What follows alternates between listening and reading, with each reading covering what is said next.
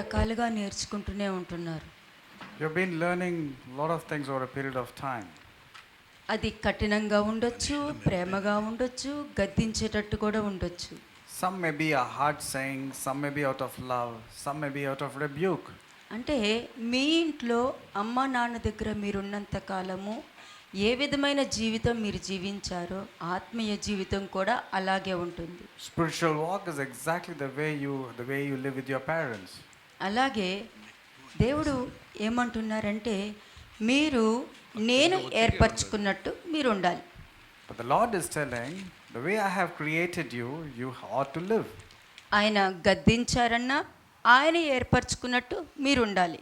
Even if he rebukes you, you have to live the way according to God's standards. మీ తల్లిదండ్రులు మిమ్మల్ని కొట్టారు అని అంటే మీరు మంచి మార్గంలో ఉండాలని కొట్టడం జరుగుతుంది. If your parents spank you or say something, it's probably because you have to be in the right track. అలాగే మీరు దెబ్బలు తగిలించుకుంటే నేను చెప్పిన మాట వినలేదు కాబట్టి శిక్ష అనుభవించాను కూడా అంటూనే ఉంటారు. And they keep on telling after spanking, it's because you disobeyed, that's the reason I have to give you this punishment. అలాగే దేవుడు ఏర్పరచుకునే విధంగా ప్రతి మనిషి ఉండాలి అన్నది దేవుడు కోరిక. And the desire of God is this, that since he has created everyone, they ought to live according to God's standards. ఇది ప్రపంచంలో ఎవ్వరికైనా వర్తిస్తుందమ్మా. This sermon is applicable to anybody in the world. మీరు గ్రుడ్డివారైతే పాపము లేకపోవును. If you are blind, they wouldn't have been sinning. ఈ point ఎందుకు తీసుకొచ్చాను, Why is this verse spoken? ఎందుకు తీసుకురావడం జరిగిందంటే వాళ్ళు ఆత్మీయంగా గుడ్డితనంగా ఉండిపోయి వాళ్ళు ఏం చేస్తున్నారా అన్నది వారు ఎరగలేకపోతున్నారు. They have become spiritually blind and they did not know what they were doing. అన్ని ప్రాబ్లమ్స్ తెచ్చుకున్న తర్వాత నా వల్లనే అనవసరంగా తెచ్చుకున్నాను అన్న ఒక డైలాగ్ వాడటం ఎందుకు అని అర్థం. After getting into all the problems, they say a dialogue, it's all because of me that this downfall has taken place. Why కాబట్టి say మీరు that? గ్రుడ్డివారైతే మీకు పాపం లేకపోవును అన్న మాట వస్తుంది. If you are not blind, you won't be having any sin in you. మీరు చూస్తున్నారు అని చెప్తున్నారు, అది అబద్ధమని మీకు తెలుసు, అబద్ధ సాక్ష్యం అని మీకు తెలుసు, హిపోక్రసీ అని మీకు తెలుసు, అన్నీ తెలుసు కూడా మీరు ఆ తప్పు చేస్తున్నారు అని అంటే దేవుడు అంటున్నారు మీరు గుడ్డివారైనా మీకు పాపం లేకపోయేదేమో అని అంటున్నారు. If you are blind, you won't have any sin, but you claim that you can sin, you claim that you do not have any sin, but then you have all these wrong attitudes in you. ఈ మధ్య ఎక్కువ ఇదే వస్తుంది కదా. And of late we have been hearing only these type of. వచ్చే పరిస్థితి వచ్చింది కాబట్టి. The reason is because it's happening. ఎందుకంటే ఈ లోకపరంగా వేసుకునే ఆ ప్రశ్నలు మనం వేసుకోకూడదుమా. Let us not question the way the world questions. మరి మీలో మార్పు వచ్చిందని ఎలా గుర్తించగలుగుతారు? How can you recognize the changes that's taken place in your life? ఎలా గుర్తిస్తారంటే ఇటువంటి బయట వేసుకునే ఆ డైలాగ్స్ అనేది మనం ఇంట్లో వేసుకోకూడదు.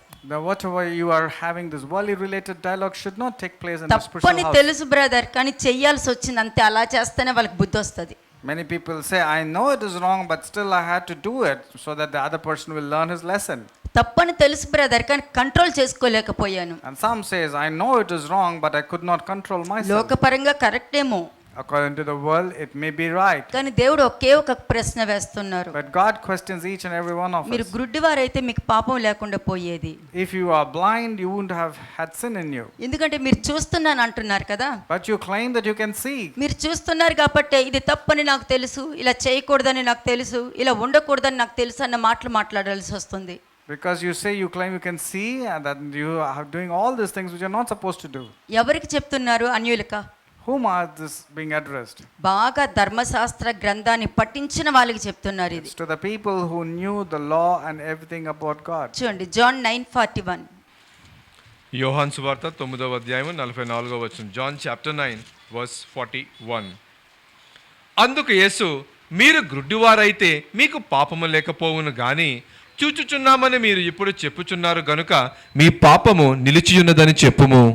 ఇక్కడ గ్రుడ్డితనమని ఎరిగి గ్రహించి చూడాలన్న ఆశ, క్రొత్త విషయాలు తెలుసుకోవాలన్న ఆశ, తపన కలిగిన వారైతే ఈ సత్యాన్ని అర్థం చేసుకోగలుగుతారు. To the people who want to know the truth and understand whether they are blind or not will be able to understand this sermon. ఇక్కడ గ్రుడ్డితనం అని వాళ్ళకి తెలుసు. They know that they were blind. వాళ్ళకి ఇది తప్పు, ఇలా ఉండకూడదు, ఈ విధంగా ప్రవర్తించకూడదు అని తెలుసు.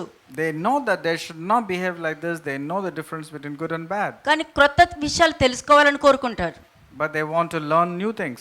అలాగే ఎన్నో ఎన్నో గొప్ప మర్మాలు తెలుసుకోవాలని కోరుకుంటారు. They want to learn lot of mysteries and unrevealing మరి revelations. గుడ్డివారు ఎలా తెలుసుకుంటారు?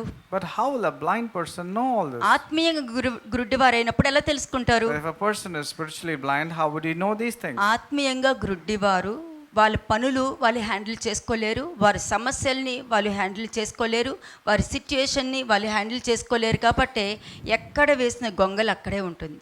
These people are spiritually blind. That's the reason they cannot handle their situations. They cannot handle any related things pertaining to problems.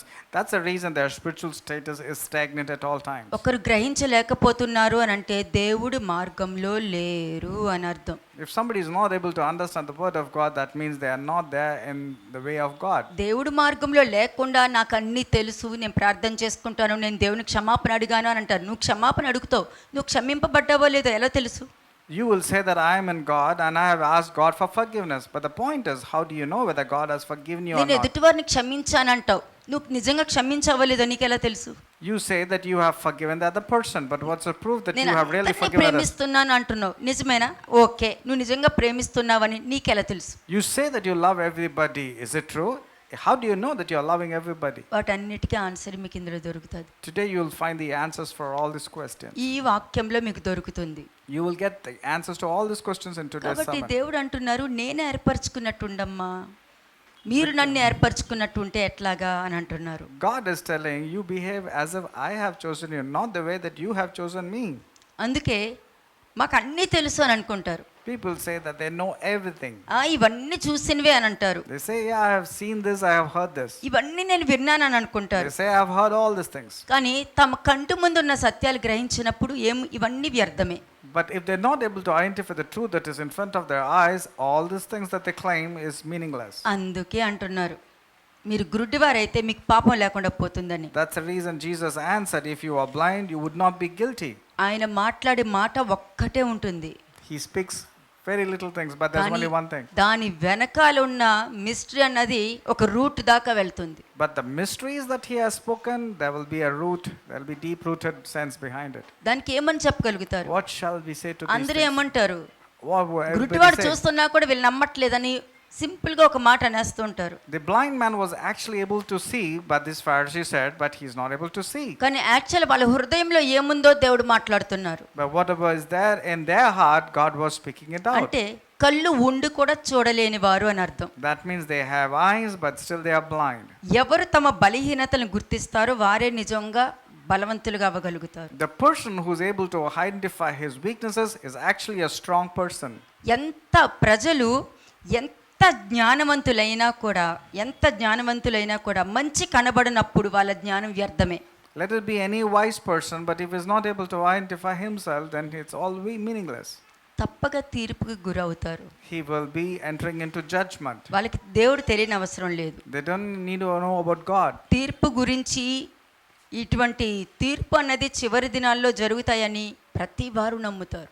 Every person in this world believes that there is a final judgment. వాళ్ళు ఎవరెవరిని ఆరాధించినా కూడా ప్రతి వాళ్ళు ఈ తీర్పు దినం ఒకటి ఉంటుంది అన్నది నమ్మకం ఉంది వాళ్ళకి. Let them worship anybody, but they still know that there is a final judgment. కానీ మనకి మంచి లోతైన సత్యాలను దేవుడు నేర్పిస్తున్నారు. But God is teaching us lot of ఎంత revelations. చదువు ఉన్నా, ఎంత జ్ఞానం ఉన్నా, ఎంత డబ్బు ఉన్నా, నీ కుటుంబాన్ని నువ్వు బాగు చేసుకునే పరిస్థితి కానీ, బయట సమస్యల్ని హ్యాండిల్ చేసేటటువంటి అటువంటి జ్ఞానం కానీ లేదనుకో, గుడ్డోళ్ళతోనే సమానము. You might have a lot of money, you might have power, you might be highly educated, but if you're not able to handle the situations pertaining to your house or outside, it's like a blind person.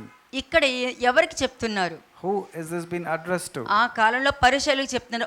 ఆ కాలంలో అమ్మో tension పడ్డాను, ఈ కాలం అనుకోకండి.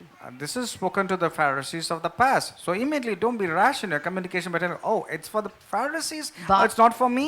వాళ్ళతో మాట్లాడుతున్నట్టు అనిపిస్తుంది. It might appear as if he's speaking to them. నేను ఏంటంటే ఎప్పుడు ఇలాగే అంటారా, ఎప్పుడు ఇలాగే ఏదో ఒకటి చెప్తూ ఉంటారా, ఎప్పుడు ప్రేమగా ఈ వాక్యమే లేదా అని అనుకుంటూ ఉంటారు. You might say, why is this that always you're speaking like this? Is there no love related word at all, or is it always like this? సంఘంతో ఆత్మ చెప్పుచున్న మాటలు చెవిగలవారు వినుదురుగాక. The one who has ears, let the Spirit of the Lord speak to the one who has ears. మీకు ఎక్కువ ప్రేమ ఉంది కాబట్టే ఇంత మంచి వాక్యం మీకు వస్తుంది. The Lord loves you so much. That's the reason the word of God is coming to you like this. ఎందుకంటే దేవుడు గద్దింపునిస్తున్నారు. Because God is rebuking you. ఎందుకు ఇస్తున్నారు? Why is He rebuking you? మనం జాగ్రత్త పడటానికి ఇస్తున్నారు. So that you will take care and take precautions. ఇప్పుడు ఎంత జాగ్రత్త పడటానికి ఇచ్చినా కూడా మనుషులు నిలబడలేకపోతున్నారు కదా. But even after so many precautions, people are not able to stand firmly. దేవుడు ఎందుకు ఏర్పరచుకున్నారు? Why did God choose you? దేనికి ఏర్పరచుకున్నారు? What is the reason of your choosing? నన్ను దేవుడు పిలుచుకున్నారని చెప్పుకుంటూ ఆ పదం వాడుకుంటానికి ఏర్పరచుకున్నారు అనుకుంటున్నారా? Do you think God has chosen you so that you lose a captive that God శాస్త్రులు has called పరిసయ్యులు me? అలాగే ప్రవర్తించారు అక్కడ. That's how the Pharisees and the scribes spoke. ఎందుకంటే క్రీస్తును అంగీకరించలేకపోయారు వాళ్ళు. They were not able to accept Jesus మాటను Christ. They అంగీకరించలేకపోయారు. were not able to believe His word. మరలా వాళ్ళకి తెలుసు అది కరెక్ట్ అన్నది. But on the other hand, they clearly know that whatever Jesus ఆయన spoke was మాట్లాడేది truth. సత్యం అన్నది వాళ్ళకి తెలుసు. They knew very well that Lord spoke the truth. మరి తెలుసు కూడా కన్నింగ్తో శ్రూడుగా కుయుక్తిగా ఎందుకు వెళ్ళి ఆయన్ని పట్టించాలని, ఆయన దుఃఖ పెట్టాలని, ఆయన బాధ పెట్టాలన్న ఇంటెన్షన్ ఉంది చూసారా? ఆ ఇంటెన్షనే గుడ్డోర్ అని అర్థం. But with cunningness and craftiness, they were wanting to arrest Jesus Christ and menail Him. This is what is called as blindness. ఆ ఉద్దేశము ఉండకూడదనే దేవుడు ఏర్పరచుకుంది. That is the reason we should not be like that, and God has chosen us. కాబట్టి పరిసయ్యులు ఏమీ తెలియని అజ్ఞానులే కానీ జ్ఞానులుగా చూపించుకుంటున్నారు. They were foolish, but they were claiming to be wise in their own eyes. అంతా తెలుసు అన్న బాగా గర్వం ఎక్కువ ఉండేది అక్కడ. They had the pride and arrogance that they knew everything about. ఈ పరిసయ్యులకు అన్ని నేర్చుకోవాలని ఉంటుంది కానీ మరి ఎందుకు క్రీస్తుని గుర్తించలేకపోయారు? The Pharisees wanted to learn everything, but why is it that they were not able to recognize అందుకనే Jesus ఈ Christ? మధ్య ఏమవుతుందంటే వాక్యం అన్ని తెలుసు అని చెప్పి ఏమి తెలియనట్టుగా ప్రవర్తిస్తూ పక్కన వాళ్ళు కూడా నాశనం చేస్తున్నారు. Even now people know everything about the word of God, but they don't want to be connected to the word of God. They are destroying and they're destroying others also. వాళ్ళు వెళ్ళరు, వెళ్ళే వాళ్ళని వెళ్ళనివ్వరు. They will not enter into the kingdom of God, neither will they allow other person మరి to నువ్వు enter. విన్న వాక్యము సత్యంలో ఉన్నట్లయితే నువ్వు మోసగింపబడవు కదూ. But if you hear the word of God and you know it's true and you're applying it, you will not be deceived. ఎందుకంటే నాకు కళ్ళు ఉన్నాయి, నాకు అన్ని తెలుసు అన్న గుడ్డి వాళ్ళు ఈ లోకంలో తిరుగుతున్నప్పుడు నువ్వు ఎలాగా గుడ్డోళ్ళని గుర్తించగలుగుతావు? వాళ్ళు చూస్తున్నారు కదా నేను. You are saying that you are not blind, and how is it you're able to recognize the people who are actually blind? అందుకనే యేసుక్రీస్తు ప్రభువారు ఈ మాట చెప్తున్నారు. The Lord is emphasizing these words. నువ్వు దేవుడిని తెలుసుకున్నానని క్రీస్తును గుర్తించలేకపోయావు చూడు, ఈ ఒక్క మాట చాలు నీలో పాపం నిలిచి ఉండటానికి. The Lord is telling you claim that you know God, but you're not able to recognize the Messiah. That means there is still sin in you. నాకు This is అన్ని spiritually తెలుసు, blind. వాక్యం తెలుసు అని చెప్పి అన్ని చెప్పుకుంటున్నావు, నువ్వు క్రీస్తును గుర్తించలేదు చూసావా? ఆ ఒక్కటి చాలు నీ పాపంలో నీలోనే నువ్వు ఉంటున్నావు అని. You say that you know the word of God, but you're not able to recognize Jesus Christ. This is alone is sufficient that you are spiritually blind. అందుకే నీ పాపం నిలిచి ఉన్నది అని అంటున్నారు. That's the reason the word says that there is still sin in you. ఎందుకు నిలిచి ఉన్నది? You are still guilty. Why is నువ్వు the sin in you? చూచుచున్నావని మీరు ఇప్పుడు చెప్పుకుంటున్నావు కదా, అందుకే నీ పాపం నిలిచి ఉన్నది అని అంటున్నారు. The sin remains in you because you claim to say that you're not blind and you can see. అందుకే ఇక్కడ పూర్తిగా నువ్వు గుడ్డివారు అని చెప్పట్లేదు అక్కడ. He's not telling that you're totally blind. ఒకవేళ మీరు గుడ్డివారైతే మీ పాపానికి క్షమాపణ దొరికేది. He's saying if you are blind, you would have no sin. నువ్వు నిజంగానే పుట్టుక గుడ్డివాడు అయితే నీకు క్షమాపణ దొరికేది నీకు. If you are truly born blind, means you would have gone కానీ forgiveness for your మీకు sin. కొంచెము ఆత్మీయ దృష్టి ఉంది కదా, But you have a little bit insight, isn't it? కొంచెం ఆత్మీయ దృష్టి ఉంది కదా. There is little spiritual insight. వచ్చే వాళ్ళు ఏ విధంగానైనా తోడేలు వేషం వేసుకుని వస్తారు, గొర్రెల్లాగా వస్తారు. నువ్వు ఎలా గుర్తిస్తావు? Many people will come in the form of wolves, but they'll put on the sheep's clothing. How do you recognize them? నీకు మంచి మంచి వాక్యం అన్నది నీలో ఉందనుకో, వాక్యం అన్నది బై హార్ట్ చేస్తే వచ్చేది కాదమ్మా. Word of God is not something that you need to be memorized. నేను అందుకే మీకు ఏం నేర్పిస్తున్నా, వాక్యం తీసి చదవండి, మీరు చదవండి, మీరు చదవడం కావాలి అని ఎందుకు నేర్పిస్తున్నా. That's the reason I'm emphasizing. You open the word of God, your respective word, and then read it. ఆ వచనం ఎక్కడుందో మీకు గుర్తుకు లేకపోవచ్చు. You may not remember the words and its reference. ఆ సమస్య వచ్చినప్పుడు ఆ వాక్యమే నిన్ను కాపాడేది. But when you face some challenges, you'll able to remember that word that was spoken మొన్ననే to you. కదా ఈ వాక్యం చదివాను, వీళ్ళేంటి ఇలా చెప్తున్నారని అనుకోవచ్చు. You will able to connect. The word of God says this, but why is this people talking differently? కాబట్టి ఇక్కడ పరిచయులకి ఆయన యందు విశ్వాసం ఉంచడానికి తగినంత ఆత్మీయ జ్ఞానం ఉంది వాళ్ళకి. They had that little spiritual insight to recognize the true Messiah. మీకు కొంచెము ఆత్మీయ జ్ఞానం ఉంది. you also have a little bit insight. కానీ మీరు విశ్వాసం పెట్టుకోవడానికి ఎందుకు నిరాకరిస్తున్నారు? Therefore, why are you stumbling when it comes to the faith aspect? కొంతమందికి ఒకటి నచ్చలేదనుకోండి, ఎంత మంచి దేవుడు డైరెక్ట్గా వచ్చి చెప్పినా కూడా వినరు వాళ్ళు. If some people do not like something, even if God comes directly and says also, they will not want to believe. They don't ప్రార్థన want to believe. చేస్తారు, వాక్యం అంటారు, ఉపవాసం అంటారు, దీనికే బతికేస్తున్నారు కానీ వాక్యంతో పని లేదు వాళ్ళకి. People are caught up for prayers, fasting, and going regularly, but they don't give importance to the word of God. ఆఖరికి లూసిఫర్తో ఏమన్నారు తెలుసా మీకు? Do you know what was spoken to నీలో Lucifer? ఆ పాపం అన్నది లేనంత సేపు కూడా నా దగ్గర నువ్వు యథార్థవంతుడిగా ఉన్నావు అని వాక్యం చెప్తుంది. The Lord spoke about Lucifer, telling, till sin was found in you, you are good. అంటే యథార్థత పోయింది అని అంటే ఒక మనిషి మీద నమ్మకం పోయినట్టే. That means there is no uprightness in this person, so it is gone, no goodness in that అందుకే person. అంటున్నారు నీలో పాపం నిలిచి ఉంది అని. That's the reason he says there is still remaining in పాపము you. అని అంటే నువ్వు ఒకరిని కావాలని ఇంటెన్షన్ తో బాధ పెట్టాలన్న ఆలోచన నీకు వస్తుంది చూడు, అది పాపం. When you intentionally want to hurt others, knowing that they will be hurt, that is sin. కావాలని అబద్ధ సాక్ష్యం చెప్పడానికి వెళ్తావు చూడు, అది పాపం. You intentionally go to give a false witness, that is a sin. కావాలని వాళ్ళ మీద నింద వేయాలనే ఉద్దేశం కలిగి ఉంటావు చూడు, అది పాపం. You want to blame somebody intentionally, that is sin.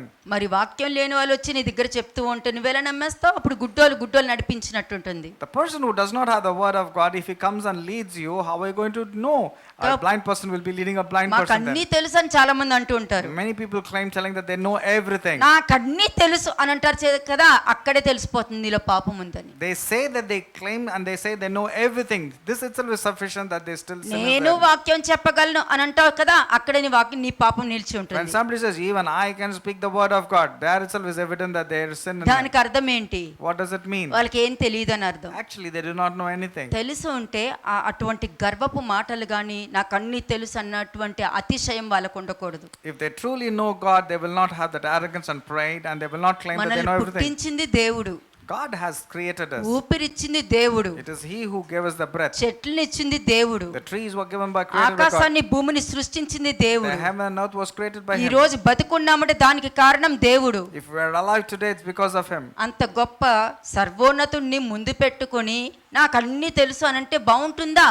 Keeping God like that and then you claim as if you know everything, is it really good? బాగోదు. కాబట్టి మీరు నేర్చుకునే వారుగా ఉండాలి కానీ ఏమి తెలియదు అన్నట్టుగా మీ ప్రవర్తన ఉండకూడదు. Therefore, you should always be a person who is willing to learn, not as if you do not know anything. పరిసయ్యులు క్రీస్తును గుర్తుపట్టలేదే. The Pharisees were not able to recognize Jesus ఎందుకు Christ. గుర్తుపట్టలా? Why is it they never able to recognize? ఎందుకు దేవుని గుర్తుపట్టలా? Why was they not able to recognize? ఎందుకు వాక్యాన్ని గుర్తుపట్టలా? Why did they not recognize the word ఎందుకు of God? వాక్యాన్ని గ్రహించలా? Why did they not understand the word? చూడండి Matthew 5:3. మత్తయి సువార్త 5వ అధ్యాయము 3వ వచనం. మాథ్యూ చాప్టర్ 5 వర్స్ 3 3వ వచనము. ఆత్మ విషయమైన దీనులైన వారు ధన్యులు, పరలోక రాజ్యము వారిది.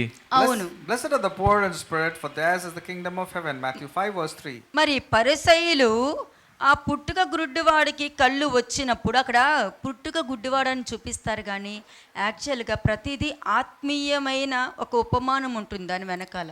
In John chapter 9, we see that a person was blind. It's not a spiritually perspective is not actually blind, but it's talking about the spiritual blindness. కాబట్టి ప్రతిదీ గ్రహించేటటువంటి హృదయం కావాలి, గ్రహించేటటువంటి కళ్ళు కాదు. It's not the eyes that is required, but you need the understanding of the heart. వీళ్ళు ప్రవర్తన ఆత్మల్ని తెచ్చుకునేటట్టు ఉందా, ఆత్మల్ని చంపేసేటట్టు ఉందా? Was their behavior was like as of bringing people to the fold of Christ, or like as of killing that ఎందుకు person? ఈ మాట తెచ్చానంటే దేవుని చేత ఏర్పరచబడిన వారికి ఇటువంటి ప్రవర్తన ఉండకూడదు. The person who's been chosen by God should not have this type of behavior like the Pharisee. చూడండి ఐజియా 5:21. అందరూ వాక్యం తీసి చదవడం నాకు కావాలమ్మా. యెషయా 5వ అధ్యాయము 21వ వచనం. Isaiah 5 verse 21. I request every one of you to open your scriptures and read. తమ దృష్టికి తాము జ్ఞానులమనియు తమ ఎన్నికలో తాము బుద్ధిమంతులనియు తలంచుకుని వారికి శ్రమ. ఏముంది ఇక్కడ? What is there? Woe to those who are wise in their own eyes and are prudent in their own sight. వాళ్ళు ఏమన్నారు? మేము మోషే శిష్యులము, మీ శిష్యులం కాదు అని అన్నారు. But what did they say to Jesus? We are Moses followers, not your followers. మరి మోషే followers అయితే మోషే ఎప్పుడు దేవుడికి అవిధేయుడిగా లేడే. But Moses was not disobedient to God. We should అంత have God's మంచి fear. సాక్ష్యం ఇచ్చిన మోషే విషయంలో మేము మోషే శిష్యులమని క్రీస్తుని ఎగతాళి చేసి మాట్లాడుతున్నారు. Like this kind, the Pharisees were saying that we are Moses followers, and they were mocking at Jesus Christ. 22వ వచనము. వర్స్ 22. ద్రాక్షారసము త్రాగుటలో ప్రఖ్యాత నొందిన వారికిని మద్యము కలుపుటలో తెగువగల వారికిని శ్రమ.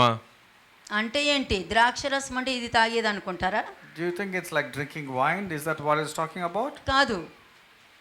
ద్రాక్ష రసము అనంటే దేవుని యొక్క పరిశుద్ధాత్మ శక్తి. పరిశుద్ధాత్మ చెప్పాడని ప్రవచనాలు చెప్పుకుంటూ వెళ్ళిపోతారు. ప్రవచనాలుగా బతుకుతారు మనుషులు. నేను నిజం చెప్తున్నా. Many people are caught up and live only for prophecy's sake. ప్రవచనాలు, స్వస్థతలు వాక్యము వెనకాల వచ్చేవి. The word of God is first, and that which follows the word of God is prophecy and healing. యేసుక్రీస్తు ప్రభువారు ఏమన్నారు? What did the Lord say? నేను దేవుని వేళ్ళతోనే స్వస్థతలు చేయగలుగుతున్నాను It is అని. mentioned that he was healing with the finger of God. కాబట్టి దేవుని వేలుతోనే అంటే దేవుని వాక్యంతోనే ఆయన అన్ని కార్యాలు చేయగలుగుతున్నానని ఒక మాదిరిగా మనకు చూపిస్తే, ఇక్కడ ప్రజలు ఏమవుతుంది, ఉపవాస ప్రార్థనలని, చేయని ప్రార్థనలని, కుటుంబ దీనికి ఇంపార్టెన్స్ ఇస్తున్నారు, వాక్యానికి ఇవ్వట్లేదు. People are not giving importance to the word of God, but they're giving importance to prayers, chain prayers, fastings, family prayers. These type they're giving. వాళ్ళకి అర్థం అవ్వాలి కదా మరి. But they have to understand. అర్థమయ్యేటట్టు చెప్తేనే కదా వాళ్ళకి అర్థమయ్యేది. They will understand only if somebody tells them. ఇదిగో వాక్యం ఏ విధంగా సెలవిస్తుందంటే వాళ్ళకేం తెలియదు. ఓహో ఆ విధంగా వాక్యం చెప్తుందని అనుకుంటారే కానీ దానిలో మీరున్నారని, మీ జీవితం ఉందని ఎవరు చెప్తారు మరి? Who will able to tell them that this is the sin and this is the consequences? But they just tell something which is superficial. అవునా? సరే, నెక్స్ట్ వర్స్ చూడండి. Read the next verse. 23వ వచనం వర్స్ 23. వారు లంచము పుచ్చుకొని దుష్టుడు నీతిమంతులని తీర్పు తీర్చుదురు, నీతిమంతుల నీతిని దుర్నీతిగా కనబడి చేయుదురు. అదే జరుగుతుంది ఇప్పుడు. Now even a righteous man was spoken as if he's not righteous. That's what is happening now. లంచము పుచ్చుకొని, లంచం అంటే ఏంటి? డబ్బులు ఇవ్వడం అవసరంలా. Bribe need not be associated with money. Gifts ఇవ్వడం అవసరం లేదు. It need not be about gifts ఈ also. లంచం ఏంటి తెలుసా? You know what is this bribe? మీరు పెద్ద మ్యాన్ ఆఫ్ గాడ్ అండి, అదే లంచం. When somebody is flattering you by telling you're a great man of God, that is a bribe. Flattering పడకండి. Don't fall for any flattering lips. వద్దు. మనకు కావాల్సింది ఇక్కడ వాక్యం బాగుంది కాదు, నీ జీవితంలో ఏం జరుగుతుందో నాకు కావాలి. It's not how the word of God is here, but how your life has been transformed here. వాక్యము అన్నది దేవుడు డైరెక్ట్ గా నీ హృదయంతో మాట్లాడుతున్నారు, మీతో కాదు. The Lord is speaking directly to your heart, not నీ to you. బలహీనతలతో మాట్లాడుతున్నారు, మీతో కాదు. The Lord is speaking to your weaknesses and not you. చూడండి రోమన్స్ 1:20. అధ్యాయము 20వ వచనం. Romans chapter 1 verse 20. Romans chapter 1 verse 20. ఆయన అదృశ్య లక్షణములు అనగా ఆయన నిత్య శక్తియు దేవత్వమును జగత్ ఉత్పత్తి మొదలుకొని సృష్టింపబడిన వస్తువులను ఆలోచించుట వలన తేటపడుచున్నవి గనుక వారు నిరతులై ఉన్నారు. ఇది గుర్తు పెట్టాలి. They were without any excuse because they knew everything and they were able to see clearly. అంటే దానికి అర్థం, What does it mean? వాళ్ళకి అన్ని కరెక్ట్ అని వాళ్ళకి తెలుసు. They know that everything is right. క్రీస్తు వెళ్ళే మార్గం కరెక్ట్ అని వాళ్ళకి తెలుసు. They know the way Lord was leading his న్యాయంగా way. మాట్లాడుతున్నారని తెలుసు. They know that Jesus was speaking ఆయన rightly. బోధించే బోధ సర్వజ్ఞానమైనదని తెలుసు. They know that Jesus was speaking with wisdom. ఇంత గొప్ప జ్ఞానము ఈయనకి ఎక్కడి నుంచి వచ్చింది అని They మాట్లాడారు. were asking, is he not the carpenter's son? Then how come so much of అన్ని wisdom? తెలుసు. They knew everything. కార్యాలు జరగడం తెలుసు. They knew the signs and wonders అద్భుత of him. కార్యాలు చూశారు. They saw the miracles that he done. ఇవన్నీ తెలుసు. They know everything. కానీ ఆయన అంగీకరించలేకపోతున్నారు. But they were not able to accept him. ఇవన్నీ కరెక్టే, All these things are true. ఇవన్నీ కరెక్టే. They knew all the attributes of మనసు God. అంగీకరించట్లే, ఈయన క్రీస్తుని అంగీకరించడం నాకు మనసు రావట్లా. But they were not able to accept the fact that he was the Messiah. ఇవన్నీ కరెక్టే, They were able to see that నాకు clearly, అంగీకరించట్లా. but they were not able to accept. ఇటువంటి వాళ్ళు వెళ్ళి ఆయనతో పాటు ఉండి ఆయనతో పాటు నడిచి ఎన్నో గొప్ప కార్యాలు చూసి 2 చేపలు 5 రొట్టెల అద్భుత కార్యాలు చూసి అవి తిని ఆయనతో ఉన్నవాళ్ళు కూడా ఆయన సిలువ వేయండి అని అన్నారు. ఎందుకన్నారు ఆ మాట? ఈ పరిసయ్యులు చెప్పిన మాటలు వాళ్ళు నమ్మరు కాబట్టి. These people saw the various attributes, the signs and miracles, the 2 fish and the 5 loaves of bread miracles and so many other miracles. But what happened? They believed in the Pharisees and scribes and they came about telling, crucify Jesus Christ. మరి మీ జీవితంలో జరగలేదా? Is it not happening? Me Miracles are పిల్లల not happening in your జీవితంలో life? జరగలేదా? Good things are not happening to your children? మీ హృదయంలో మార్పు రాలేదా? Is there no changes in your heart? ఎక్కడో ఒక మిస్అండర్స్టాండింగ్ అన్నది అది నిజమో అబద్ధమో తెలియకుండా తీసుకొని ఎలాగా క్రీస్తుని మరలా సిలువేయగలుగుతున్నారు? మరి With sheer misunderstanding, how can you crucify Christ again and again in your life? ఇది తప్పమ్మా. What is this? This is not correct. John 1:8-10. First John మొదటి యోహాను మొదటి అధ్యాయము 8-10 వచనములు. First John chapter 1 verses 8-10. మనము పాపము లేని వారమని చెప్పుకొనిన ఎడల మనలను మనమే మోసపుచ్చుకొందుము, మరియు మనలో సత్యం ఉండదు.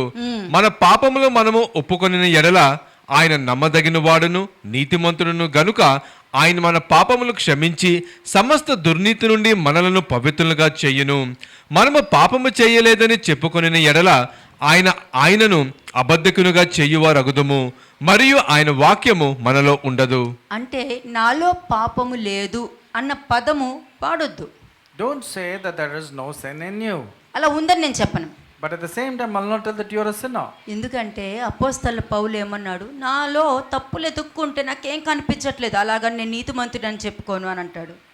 Apostle Paul says, if I really introspect, I don't find any sin in me, but at the same time, I don't count myself as అంటే righteous. దేవుడు మీ నుంచి కోరుకునేది ఏంటి? What is God desiring from you? నేను నీతిమంతుణ్ణి, నేను అన్ని correct గా ఉన్నాను అని మీరు చెప్పుకోని అవసరం లేదు. Don't say that you're righteous and you're really right in నీ all ways. మనసాక్షికి తెలుసు కదా, Because your conscience knows ఆ very clearly. మంచిని చేసుకుంటూ నువ్వు వెళ్ళిపో. You keep continue doing that which is ఆ good. మంచి చేసుకుంటూ నువ్వు వెళ్ళిపో. You continue doing that which కానీ is నేను good. చాలా మంచోడిని, నేను చాలా నా వల్లనే ఇలా జరిగింది నేనే అని మాత్రం చెప్పుకోకండి. But don't brag about yourself telling that I'm a right person, I'm a good person, and because of me all these things took నేనే, place. వేరొక దేవుడు లేడు అని చెప్తున్నారు కదా, ఆ దేవుడిని గుర్తు పెట్టుకోండి, కానీ నేనే అని అయిని తీసుకొచ్చి ముందు పెట్టకండి. Remember the God who said, I am that I am, but don't claim yourself saying it's because of me that so many things are taken. ఆయన అబద్ధికుడిగా చేయడం అంటే ఏంటి? What does it mean when you're making God as a ఈ రోజు liar? నువ్వు నీతిమంతుడివే, Today you're righteous. రేపు What about tomorrow? Next month, What about the next month? After 1 year. After 1 year, how are you? ఎందుకంటే దేవుడికి భూత భవిష్యత్ వర్తమాన కాలం సమస్తము తెలుసు. ఎవరు ఏ పాపం చేస్తారో, ఏ పాపం చేయరో, ఏ పాపంలో పడతారో సమస్తము ఎరిగిన వాడు కాబట్టి ఎప్పుడు కూడా నేను పాపమే చేయని వాడిని అన్న మాత్రం పలకొద్దు. Never ever say that you can never sin or you're not been a sinner, because God knows everything, the present, the past and the future, and everything He knows about you. కానీ మీరు ఒకటి పలుక్కోండి, But one thing you can say, పాపం చేయకుండా నేను జాగ్రత్త పడాలి, but you can say, I will take heed that I don't fall into నేను sin. జాగ్రత్త పడాలి, I will be careful that I నేను don't fall into జాగ్రత్తగా sin. ఉండాలి. I will be very careful. అంతవరకే కానీ నాలో ఏ పాపం లేదు, ఎదుక్కోండి చూద్దాం అన్న డైలాగ్స్ వద్దు, ఎప్పటికైనా దొరికేస్తారు. But don't say there is no sin in you, you will always be found. ప్రతి Caught. మనిషికి ఉండవలసింది realisation. Every person need to have one thing, that is realization. ఆ రియలైజేషన్ ఏంటంటే, అమ్మో నేను జాగ్రత్తగా ఉండాలి, నేను వీళ్ళతో ఒక మాట మాట్లాడుతున్నాను, మరలా అదే మాటలు వాళ్ళ దగ్గర దొరుకుతానేమో. You should be very careful. The realization is you are speaking to so many people, but at the same time you should not నేను be వాళ్ళతో caught by your చెప్తాను, words that you speak. మీరు ఓపికగా ఉండాలండి, ఓర్పుతో ఉంటేనే కార్యం జరుగుద్ది అని చెప్తా, మరలా అదే కంటి ముందు కోపం వచ్చేసి అందరి ముందు తిట్టేస్తుంటా. Now you say, if some preacher is telling you need to have patience and people are watching and heard what you said, and then if you lose your patience in front of everybody, what do you think, what do they think about అప్పుడు you? నేను పలికిన మాట తిరిగి నా మొహానికి వచ్చి తగులుతూ ఉంటుంది. And the word that I have spoken will come back and hit me back. సువార్త 18వ అధ్యాయము 11 నుంచి 14 వచనం వరకు. Luke chapter 18 versus 11-14. పరిసయ్యుడు నిలవబడి దేవా, నేను చోరులను, అన్యాయస్తులను, వ్యభిచారులైన ఇతర మనుషులైనను ఈ సుంకర వలనైనను ఉండనందుకు నీకు కృతజ్ఞాస్తులు చెల్లించుచున్నాను. ఇది ప్రార్థన, ఈ విధంగా చేస్తారు. This is how the Pharisee was praying in verse 11 when you read. He was ఇందులో talking about, వాక్యం లేదు, there is no word in him. వాక్యం లేదు కాబట్టి అతని ప్రార్థన విధానం ఎలా ఉందో చూడండి. Because there is no word in him, look at the way that he was praying. వాళ్ళకి పరిశుద్ధాత్మే లేదు, నేనేనే ఏదో మాట్లాడుతున్నాను అని అంటారు. నేను చూసాను, నా కంటి ముందు జరిగింది ఇది. I've heard many Christians saying they do not have the Holy Spirit the way I speak in tongues. పరిశుద్ధాత్మ అంటే అంత ఈజీ అనుకుంటున్నారా? Do you think the Holy Spirit God is something easy? క్రీస్తుని ఒక మాట అన్నా మీకు పాపక్షమాపణ దొరుకుతుంది, కానీ పరిశుద్ధాత్మ విషయంలో ఎప్పటికీ దొరకదు. There is no forgiveness of sin when somebody talks bad about the Holy Spirit. అటువంటిది పరిశుద్ధాత్మ, అయ్యో ఇలా వస్తుంది పరిశుద్ధాత్మ ఎట్లా అని చెప్పి, నీతో పాటు పుట్టి పెరిగారా మాట్లాడడానికి? Do you think Holy Spirit is a friend of you walking and just close to you? శిఖరమాంధ్ర స్తర్వ శిలారమాంధికరమాంధ్ర అనుకుంటే పరిశుద్ధాత్మ వచ్చేసారని అనుకుంటున్నారా? Just because you speak in tongues, do you think that you have the Holy Spirit in you? పరిశుద్ధాత్మ అభిషేకం నీలో ఉంటే జీవితాంతం 24 గంటలు నీలో తప్పుల్ని చూపిస్తూనే ఉంటారు, నిన్ను మార్చుతూనే ఉంటారు. అది పరిశుద్ధాత్మ యొక్క గుణం. The role and the the characteristics of the Holy Spirit is to constantly to show you your mistake, your sin, and all your things pertaining to you. ఇక్కడ and to bring you out. పరిశుద్ధాత్మ లేరు కాబట్టి నేను వాడిలాగా లేను నీకు ఇవన్నీ చేస్తున్నాను, నేను వాడిలాగా లేను నీకు ఇవన్నీ చేస్తున్నాను అని ప్రార్థన చేస్తుంటారు. And since the Holy Spirit is God is not there, this person was praying that I am not like that person, I am a very righteous person. ఇంకా చాలా గొప్ప ప్రార్థన చేశారు. 12th verse చూడండి. Read verse 12. What is the greater verse prayers here? వారమునకు 2 మారులు ఉపవాసము చేయుచు నా సంపాదన అంతటిలో 10వ వంతు చెల్లించుచున్నానని తనలో తాను ప్రార్థించుచుండెను. ఎవరికి కావాలి అది? In verse 12, I fast twice a week, I give tithes of all that I possess. ఎవరికి Who కావాలి? wants all these things? ఎవరికి కావాలి? Who needs all these things? వాక్యం లేదు అక్కడ. But the word is not తెలుసా there in దశమ him. భాగం మాట్లాడుతుందని? Do you know that the tithes will speak to you? దశమ భాగం మాట్లాడుతుంది, 2 విధాలుగా మాట్లాడుద్ది. The tithes that you give will speak on 2 ways. వాక్యమే లేని చోట నువ్వు ఇవ్వి ఇవ్వి ఇవ్వి అని అంటది. Where there is no word of God, it will always ask you, give tithes, give tithes, give వాక్యం tithes. ఉన్న చోట మనిషి మాట్లాడక్కర్లేదు, దేవుడే వాళ్ళతో మాట్లాడతారు. But when the word of God is there, no man needs to ask about tithing. God himself will speak to the people ఎందుకంటే about దేవుడు tithing. అడుక్కునేవాడు కాదు. Because God is not a ఆ beggar. విధంగా ఆయన చూపించుకోడు. God will not show that he ఆయన wants ఎప్పుడు money. ధనికుడుగానే చూపించుకుంటాడు. దేవదూతలు కూడా ఆయన జ్ఞానాన్ని చూడాలని తొంగి చూస్తారని వాక్యం చెప్తుంది. God is always full of wisdom, and the angels also want to always see his wisdom of మరి God. వాక్యం లేని ఈయన ఏ విధంగా ప్రార్థన చేస్తున్నారో చూసారు కదా. But this man, without the word of God inside him, see the way he was praying. దేవుడు నువ్వు ఎలా ఉన్నావో అలాగే పిలిచారు. God has called you the way he has chosen నువ్వు you. గొప్పోడు అని పిలవలేదు. God did not call you because you're a ఎలా great నువ్వు person. ఉన్నావో అలాగే నేను పిలిచారు. ఏ స్థితిలో ఉన్నావో ఆ స్థితిలో పిలిచారు. The way you are, God has called you exactly the same way. నిన్ను పిలిచారంటే దానికి అర్థం ఏంటి? What does it mean when he has called you? పిలుచుకొని కడిగి పవిత్రపరిచి మంచి సింహాసనం మీద కూర్చోపెట్టి దేవుని యొక్క మహిమని ప్రపంచానికి చూపించాలన్నది ఆయన పరిచర్య. He has called you, and then he has purified you, justified you, sanctified you, and make you sit on the throne, and you would go and tell about him. మరి వాక్యం లేని ప్రార్థన ఈ విధంగానే ఉంటుంది. Without word of God, this is how the prayer will be in ఈ verse 12. ప్రార్థన ఎవరు వింటారు? Who will hear this type of prayers? ఎవరు వింటారు ఈ ప్రార్థన? Who will hear the prayers mentioned in 11 ఎవరు and 12? వినరు. Nobody will hear this type కానీ of prayer. ఒక్కలైతే వింటారు. But one person will hear. దెయ్యం వింటది. The devil will for sure hear. ఎందుకంటే దాని ప్రార్థనే అది. Because this is the prayer of the devil. వాక్యం లేని ప్రార్థన దెయ్యం ప్రార్థన. Where there is no word of God, this is how the devil will వాక్యంతో pray. చేసిన ప్రార్థన, వాక్యంతో చేసిన ప్రార్థనలో నీ జీవితం కనిపించాలి. The word of God is there in your life, then it will be displayed in నిన్ను your life. బట్టే నాయన ఈ విధంగా ఉన్నాను నేను. You will say it's because of you, Lord, I am like ఒకప్పుడు this. ఎదుటి వాళ్ళని క్షమించే గుణం కూడా నాలో లేదు నాయన. Lord, earlier I could not forgive anybody. ఈ రోజు నీ వల్లనే ప్రభు ఈ విధంగా But ఉంది. today I'm able to forgive these people. ప్రభు నా సాక్ష్యం నీ సన్నిధిలో యథార్థంగా ఉంటే నా జీవితంలో ఏం అవసరమో నువ్వే చేయగలుగుతావు, నేను అడగను. Then you will say, Lord, if I am acceptable in your sight, Lord, you will give me all things, not I will కాబట్టి not ask. ప్రార్థన చేసే ముందు కూడా నువ్వు ఎవరు, నువ్వు ఎలా ఉన్నావు, ఏ స్థితిలో ఉన్నావు, నీ హృదయ ఆలోచన ఏంటి ఒక్కసారి పరీక్షించవనుకో నువ్వు ఎలా ఉన్నావో నీకు తెలుస్తుంది. You will clearly examine yourself. You need to examine yourself very clearly and know what you are, who you are, what type of status are. Then your prayer will be effective. Luke 12:47 చూడండి. లూకాసు వార్త 12వ అధ్యాయం 47వ వచనం. Luke chapter 12 verse 47. తన యజమానుని చిత్తమెరిగి ఉండియు సిద్ధపడక అతని చిత్తము చొప్పున జరిగింపగా ఉండు దాసునికి అనేకమైన దెబ్బలు తగులును. ఈ దెబ్బలు ఎవరు తగులుతుంది? Luke 12:47. And that servant who knew his master's will and did not prepare himself or do according to his will. నేను మళ్ళీ చెప్తున్నాను మీకు, I'm telling you again. ఇది నేను చెప్పకపోయినా కూడా వాక్యం జరుగుద్ది.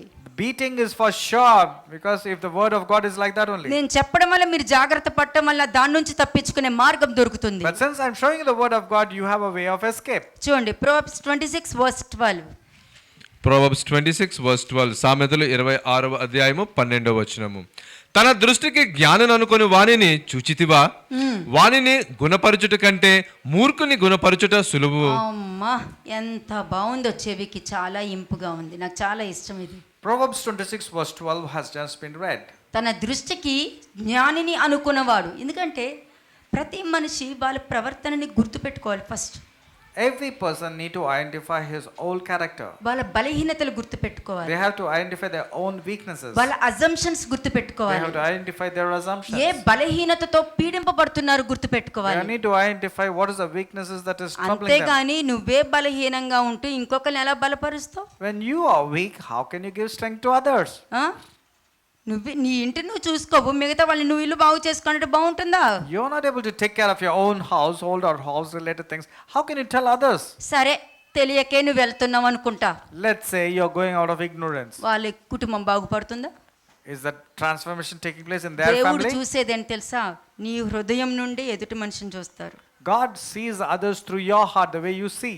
ఎందుకంటే నీ ప్రవర్తన విధానంలోనే, అందుకనే యోబుతో ఏమన్నారు? నీ చేతి పరిశుద్ధతను బట్టి వాక్యం లేకుండానే వారి జీవితంలో కార్యం చేస్తానని చెప్పారు. That's the reason God spoke in the book of Job that through the cleanness of your hand, even if the other person is a sinner, you can still save him because you are పాపి upright. అయినా కూడా విడుదల పొందుకునే అంత గొప్ప సాక్ష్యం ఇచ్చారంటే నీ సాక్ష్యమే మెయిన్ ఇంపార్టెంట్. నీ చేతులు అనంటే నీ హృదయం అని అర్థం. Your hands is nothing but your heart. The way you cleanse it, you can save other person. ఎప్పుడు చూసినా దేవుడికి మాత్రమే ఇంపార్టెన్స్ ఇవ్వాలి, ఆయనకే మహిమ తేవాలి, ఆయనకే ఘనత తేవాలి. ఎందుకంటే అది చాలా ఇష్టం ఆయనకి.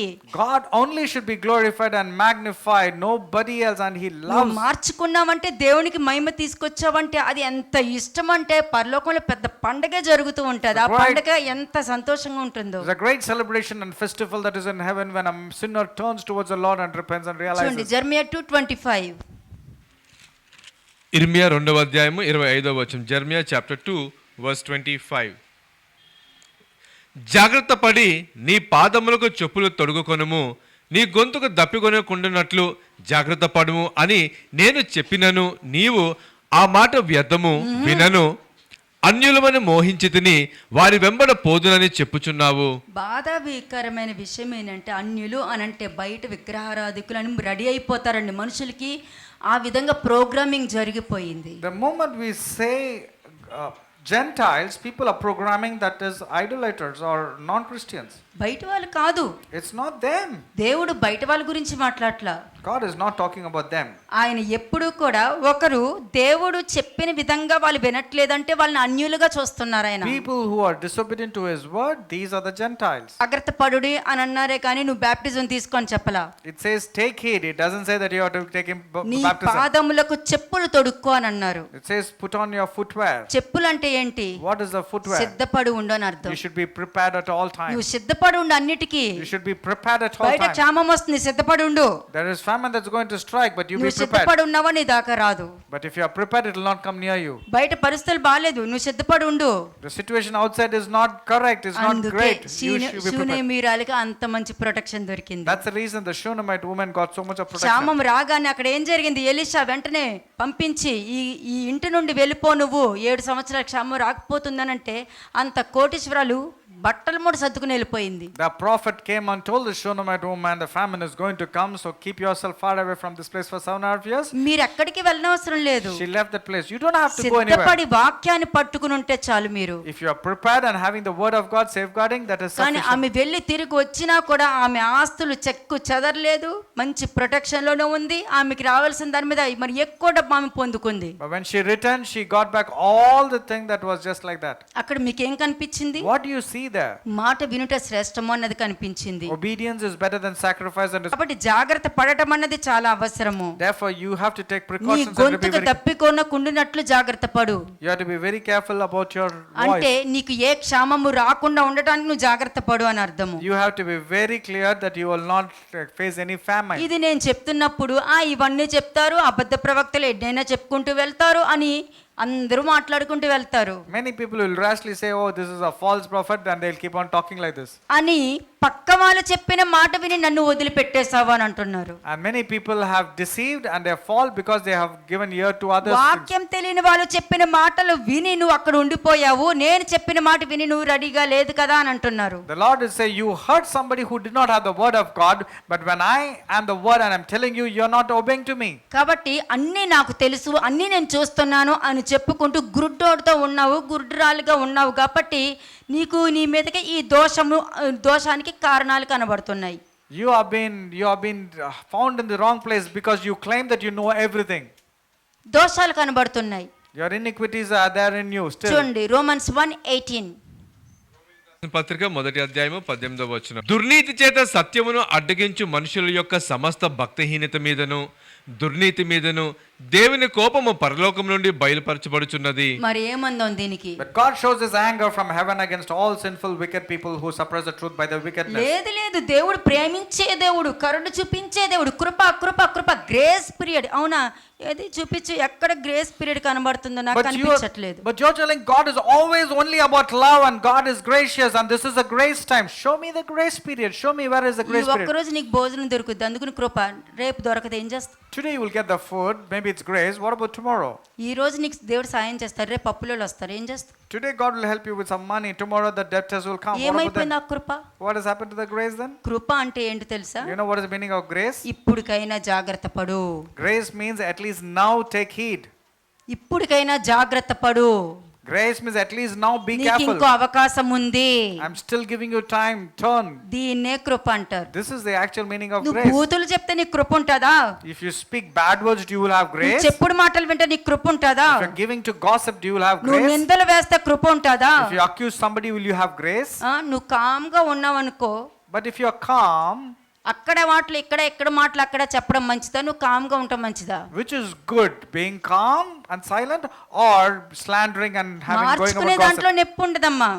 When you're changing, there will not be any pain. మార్చుకోవాలనే ఉద్దేశంలో నొప్పి ఉండదు. When you want to change, when you want to transform yourself, there will not be నువ్వు pain. మార్చుకోలేకపోవడానికి ఏమేమి అడ్డంకులు వస్తున్నాయో అది నొప్పి.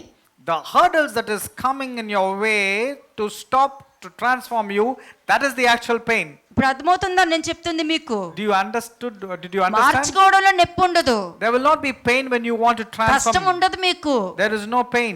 ఏదైతే మార్చుకోవాలి అనుకున్నప్పుడు మీకు అడ్డంకులు వస్తాయి చూసారా, అది అక్కడ నొప్పి ఉంటుంది. The stumbling blocks or the hurdles that is coming and preventing you from change, only there is pain. ఎప్పుడైతే మైండ్ యువర్ ఓన్ బిజినెస్ అని నువ్వు అనుకుంటావో, Whenever you tell to yourself and your thoughts, mind your own business, mind my own business అని అనుకో, you need to say, mind my own business. అప్పుడు నీకు సమాధానం దొరుకుద్ది. Then you will enjoy peace. అప్పటి వరకు నీకు సమాధానం దొరకదు. Till such time you will not get. అంటే నువ్వు బలంగా ఉంటే బలహీనంగా ఉన్న వాళ్ళని నిలబెట్టగలుగుతావు. If you are strong, you will able to make the weak person stand. లేదనుకో నువ్వు ఎవరిని నిలబెట్టలేవు. But if you are not, you cannot make others ఎందుకంటే stand. నీకు ఓవర్ ఎక్స్పెక్టేషన్ ఉంటుంది కదా. Because your expectations levels are very high. నువ్వు over expectation లో ఉన్నావు అనుకో, నీకు సమాధానం దొరకదు. When you have expectations which is very high, you will not have peace. ఎప్పుడైతే ఈఎన్డి నీ ఎక్స్పెక్టేషన్కి ఈఎన్డి ఎండ్ అన్నది నువ్వు పెట్టుకుంటే నీకు సమాధానం మొదలవుతుంది. అంటే నీ చేతిలోనే ఉంది, కానీ దేవుని అయ్యో నాకు సమాధానం లేదు నాయన, నాకు ఈ కష్టాలు ఎందుకు సాతానుడు శోధిస్తున్నాడు అని పాపం వాడు ఏడుస్తాడు తెలుసా మిమ్మల్ని బట్టి. When you put an end to your expectations, only then you will have peace. But on the other hand, people immediately say, Satan is troubling me, Satan is doing all these things. But he will be worrying, and why are you saying like that? వాడు ఏమంటాడు తెలుసా? You know what Satan will నేను say? తప్పు చేయలేదు, నాకు తెలియదు, అమ్మో నాకేం తెలియదు అంటాడు సాతాను. Satan will say, no, it's not me, it's because of him. ఎందుకంటే నీ హార్ట్ రెడీ అయిపోయింది అన్నిటికీ నీ ఇష్టంగా వెళ్ళిపోవడానికి. Because your heart is ready to go the way you think. ఇంకొక పాయింట్ ఏంటంటే నన్ను ఎవ్వరు అర్థం చేసుకోవట్లేదు బ్రదర్ And అంటే. there is another way many people think, nobody understands me, brother. అర్థం చేసేది కూడా ఒక మంచి ఆర్ట్.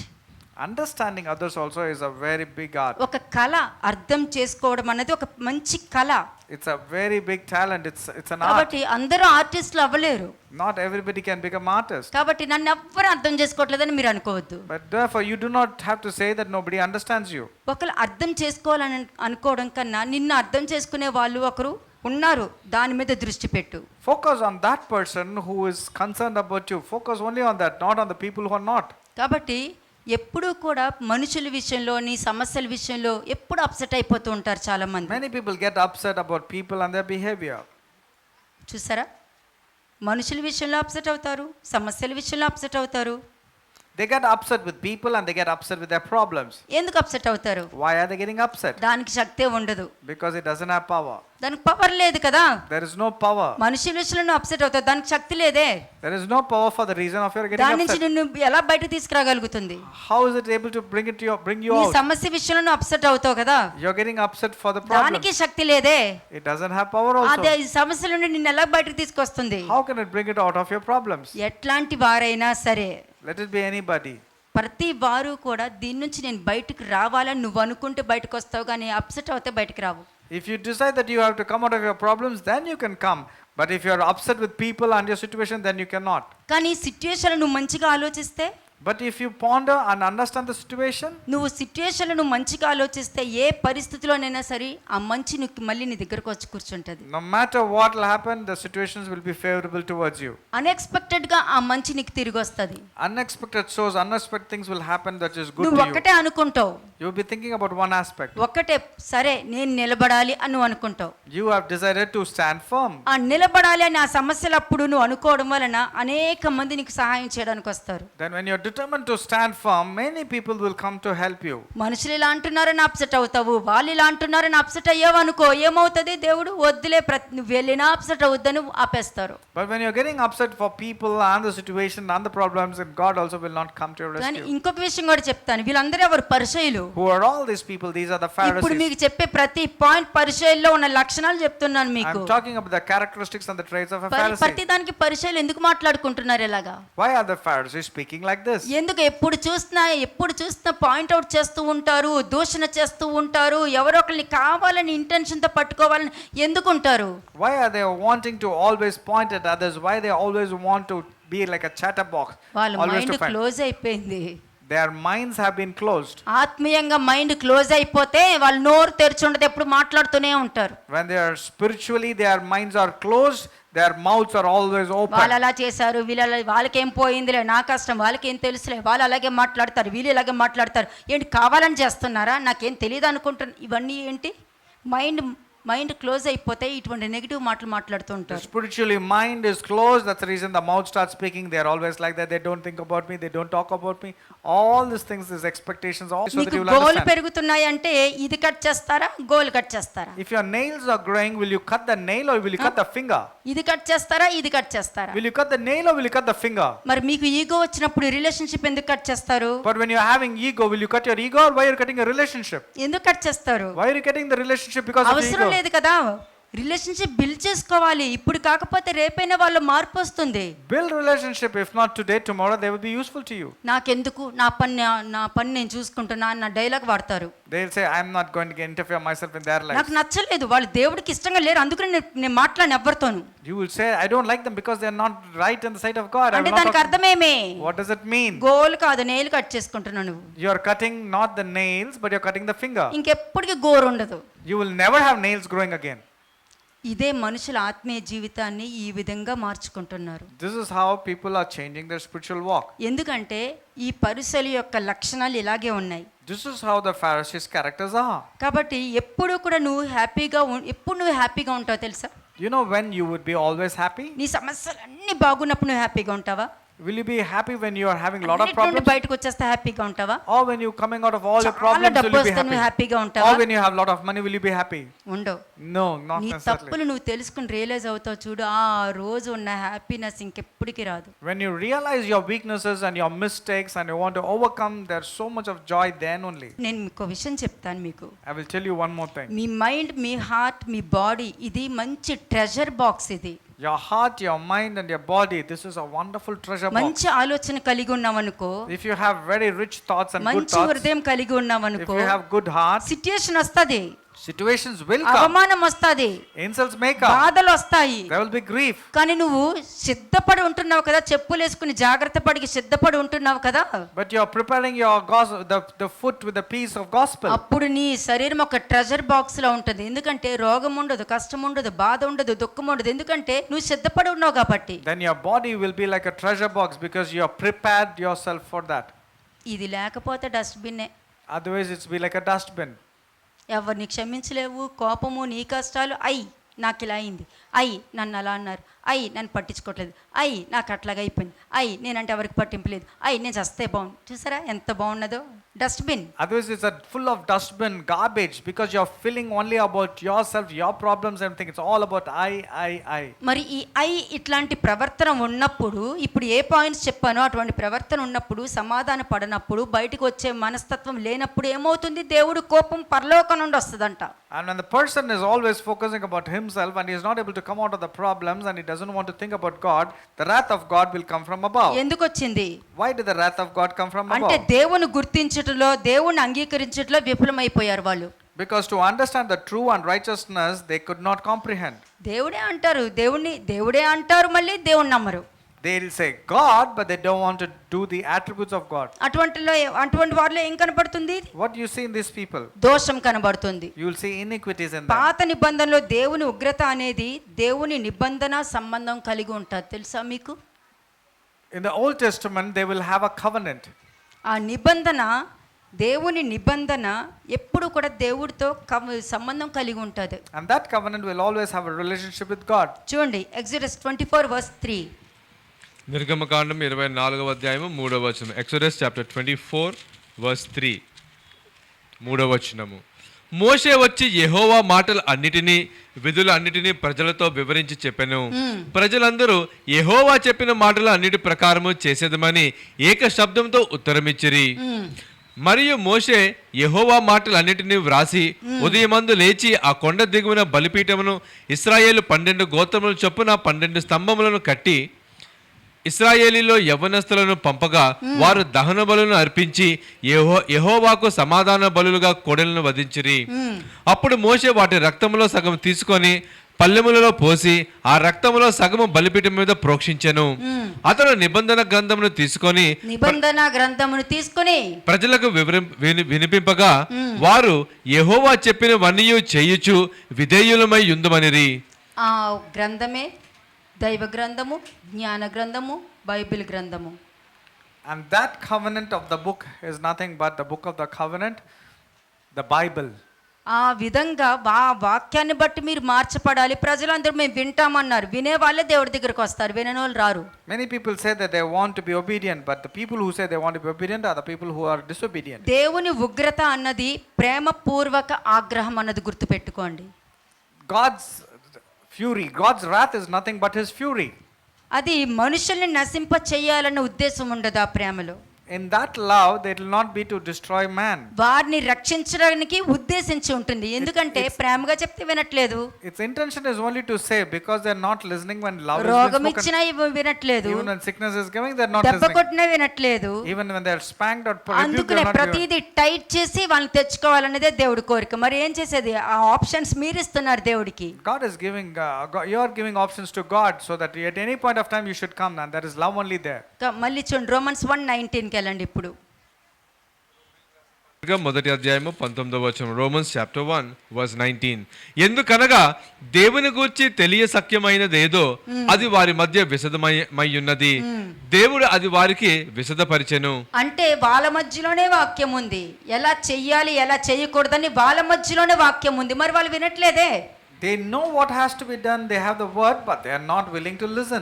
21 చూడండి. వారు దేవుని ఎరిగియు ఆయనను దేవునిగా మహిమపరచలేదు, కృతజ్ఞతాస్తుతులు చెల్లింపను లేదు, కానీ తమ వాదములు యందు వ్యర్థులైరి.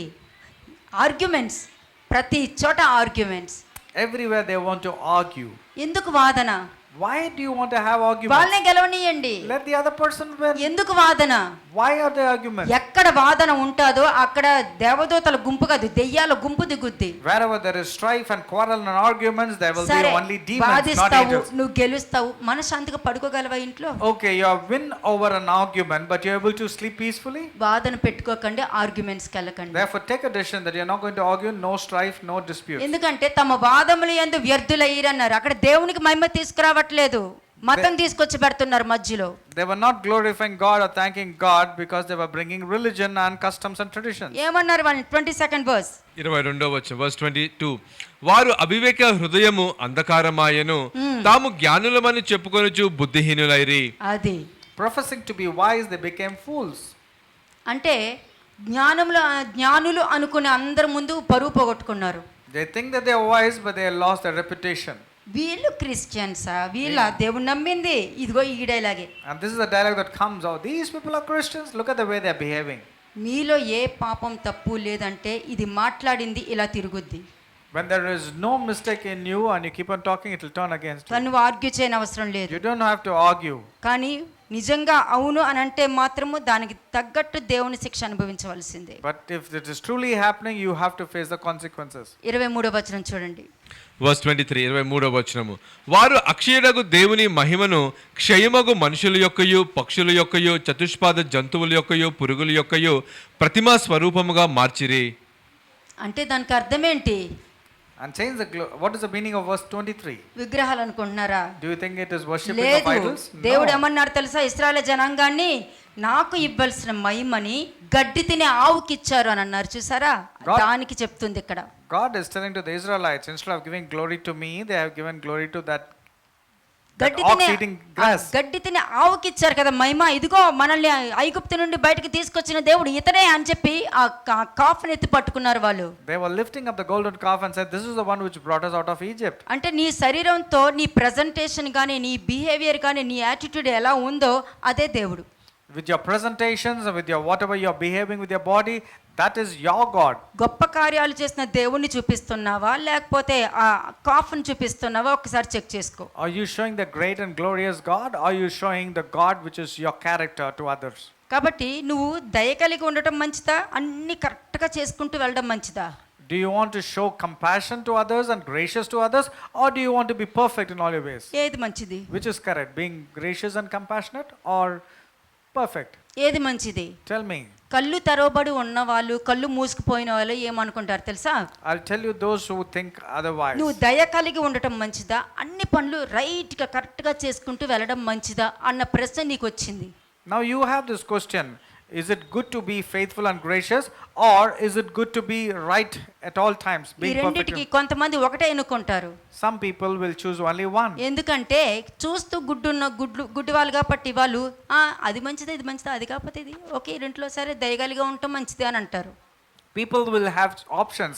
They will choose only one. They'll say, okay, it is good to be gracious. Should I choose this or should I choose that? కానీ దైవ జ్ఞానం కలిగిన వారు నేను దయ కలిగి ఉంటే నేను అన్ని పనులు మంచిగా చేస్తానని చెప్తారు. But the one who has got the wisdom of God will say, if I have gracious in my life and compassionate in my life, then I will do all things rightly. అదే మీకు నేర్పించేది. That is what I'm teaching you.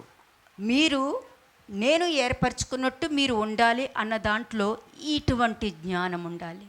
I have chosen you. When God says, you need to have these type of characters. నువ్వు దయ కలిగి ఉంటే అన్ని మంచి కార్యాలు చేస్తావు. కానీ నీలో జాలి కలిగిన మనస్తత్వం ఉంటే ఒకరికి కీడు చేయాలని, ఒకరి మీద నింద మోపాలని, ఒకరిని బూతులు తిట్టాలని, వాళ్ళ మీద రియాక్ట్ అవ్వాలని అట్లాంటి మనస్తత్వం నీకు ఉండదు. If you are merciful and gracious, your intentions will always be wanting to do good to others, not to hurt others or insult others.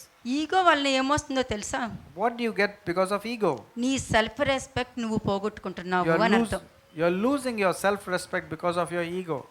నీ పొజిషన్ కాదు, It's not your position. నీ చదువు కాదు, It's not your education. నువ్వు తల్లి తండ్రివి, You are a parent. ఇంట్లో పెద్ద.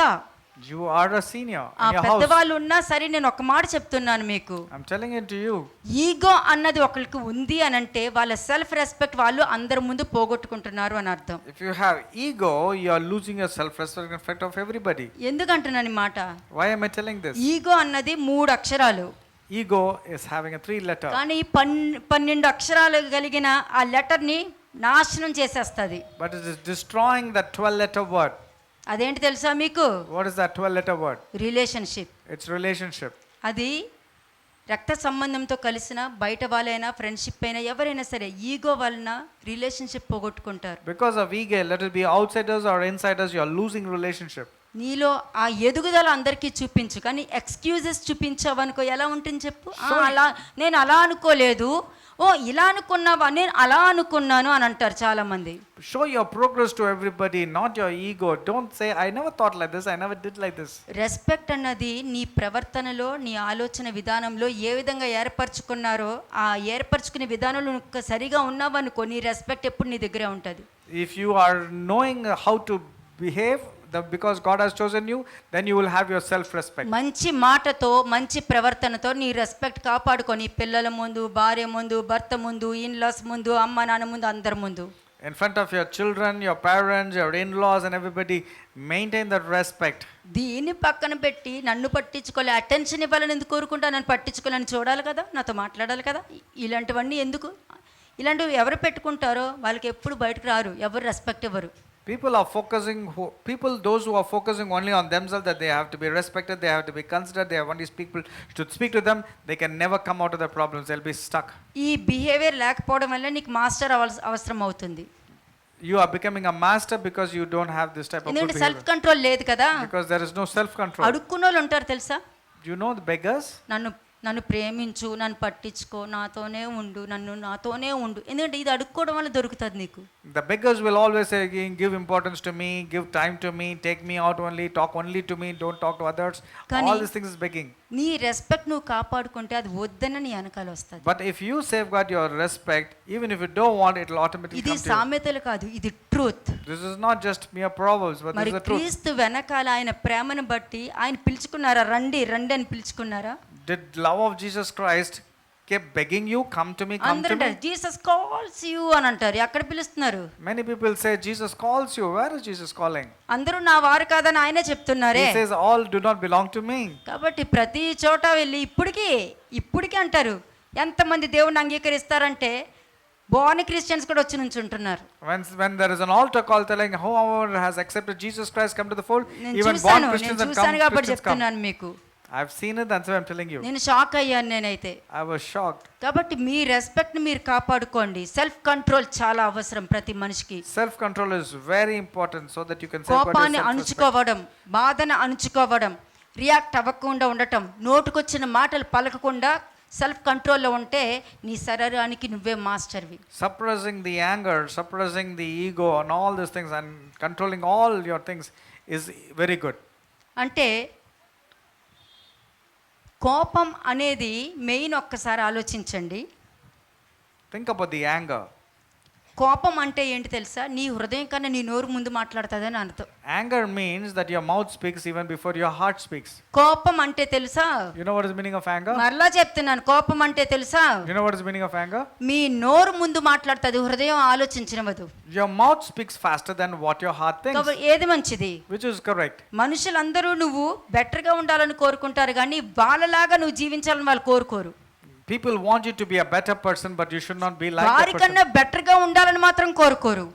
No person would like you to be better than them. నువ్వు ఇలా ఉండు అలా ఉండు అని అంటారు, కానీ వాళ్ళకన్నా మంచిగా నువ్వు ఉంటే వాళ్ళు తట్టుకోలేరు. They will say you be like this, you be like that, but when you earn a better name than them, they will not బయట అదే tolerate. ఉంది. That's what the world is. నాకు కదా విలువ ఇవ్వాలి, వాళ్ళకి ఇచ్చారంటే నాకు కదా వచ్చి చెప్పాలి, వాళ్ళకి చెప్పారు. ఇక్కడ మెయిన్ ఎవరు? నేనే కదా, వాళ్ళకి ఎందుకు చెప్తున్నారు? People have ego. నేర్పించే వాళ్ళే ఇలా మాట్లాడితే బాగుంటుందా? If the people who teach say they should come and tell me, address to me, why they're going and telling to somebody else? What does it mean? యేసుక్రీస్తు ప్రభువారు ఏమన్నారు? What did Lord Jesus Christ say? నాకన్నా అనేక గొప్ప కార్యాలు మీరు చేస్తారు The అన్నారు. Lord Jesus Christ on the hand said, you shall do greater miracles than I కాబట్టి do. మీరందరూ కూడా అదే మనస్తత్వంతో అలా ఎదుగుతూ ఉండాలనే దేవుడు కోరుకుంటున్నారు. అదే మీకు ఇక్కడ దొరికేది. And that's what you get over here, that you should grow with that type of mindset. ఇక్కడ Grow. ఎదిగేది చూపిస్తా, తొక్కేది చూపించను. I'll show you how you have to grow, but I will never suppress you. తొక్కనివ్వను. I will not allow anybody to suppress ఎందుకంటే you also. ఆయన gifts కానీ ఆయన కార్యాలు కానీ ఎవరెవరి జీవితాల్లో చేస్తారో చేయబోతారో కూడా నాకు తెలుసు. కాబట్టి వాళ్ళలో ఉన్న ఆ గిఫ్ట్ని బయటకు లాగుతాను, కానీ దాన్ని చంపాను. I will never quench their gifts or talent, because God told me to only increase their gifts and make them great. ఎవరిలో ఈగో ఉంటుందో, ఈగో ఎప్పుడు సత్యాన్ని రిసీవ్ చేసుకోదు. ఒక్కడు గుర్తుపెట్టుకోండి. Remember this very sternly. Whoever has ego can never allow you to receive the truth. ఇవన్నీ కూడా పరిచయలు చేసిందే. All these things were done by the ఈ Pharisees. పాయింట్స్ ఏంటంటే లోకంలో ఉన్నవి, పరిచయల యొక్క ప్రవర్తన లోకంలో ఏ విధంగా ఉంటుందా అన్నది చూసి మీ కొరకు ఈ పాయింట్స్ అన్ని రాసుకుంటూ వచ్చాను నేను. The world are still there like the Pharisees, and I brought these points to you. కాబట్టి ఎవరైనా సరే ప్రతి వాళ్ళు కూడా నీకు ఎప్పుడైనా రెస్పెక్ట్ ఇచ్చినప్పుడు నువ్వు వాళ్ళకి రెస్పెక్ట్ ఇస్తావు కదా. Now when somebody is respecting you, will you not respect them? అయ్యో, ప్రోవెర్బే ఉంది మీ భాషలో, give respect and take respect అని. According to the English worldly standards, that is a proverb. Give respect and take కానీ respect. నేను చెప్పుచున్నదేమనగా, But వాళ్ళు let me- respect ఇవ్వకపోయినా నువ్వు ఇవ్వి. But this is what I am telling you. Even if they are not respecting you, you give them respect. వాళ్ళు ఇవ్వలేదు, వాళ్ళ ప్రవర్తన అది, నువ్వెందుకు మారుతావు? Their behavior is not to give respect, but why are you changing? You give them నువ్వెందుకు respect. మార్చుకుంటావు? Why are you changing yourself like the worldly way? మార్చుకోకు. నువ్వు మార్చుకోకుండా నువ్వు నిలబడి ఉన్నావనుకో, వాళ్ళు రెస్పెక్ట్ ఇవ్వలేదన్న ఎక్స్పెక్టేషన్ లేదనుకో, నువ్వు ఎప్పుడు తలెత్తుకునే ఉంటావు. When there is no expectation that people should respect you, you can lift up your head boldly. నీ రెస్పెక్ట్ నీకు మిగులుతుంది.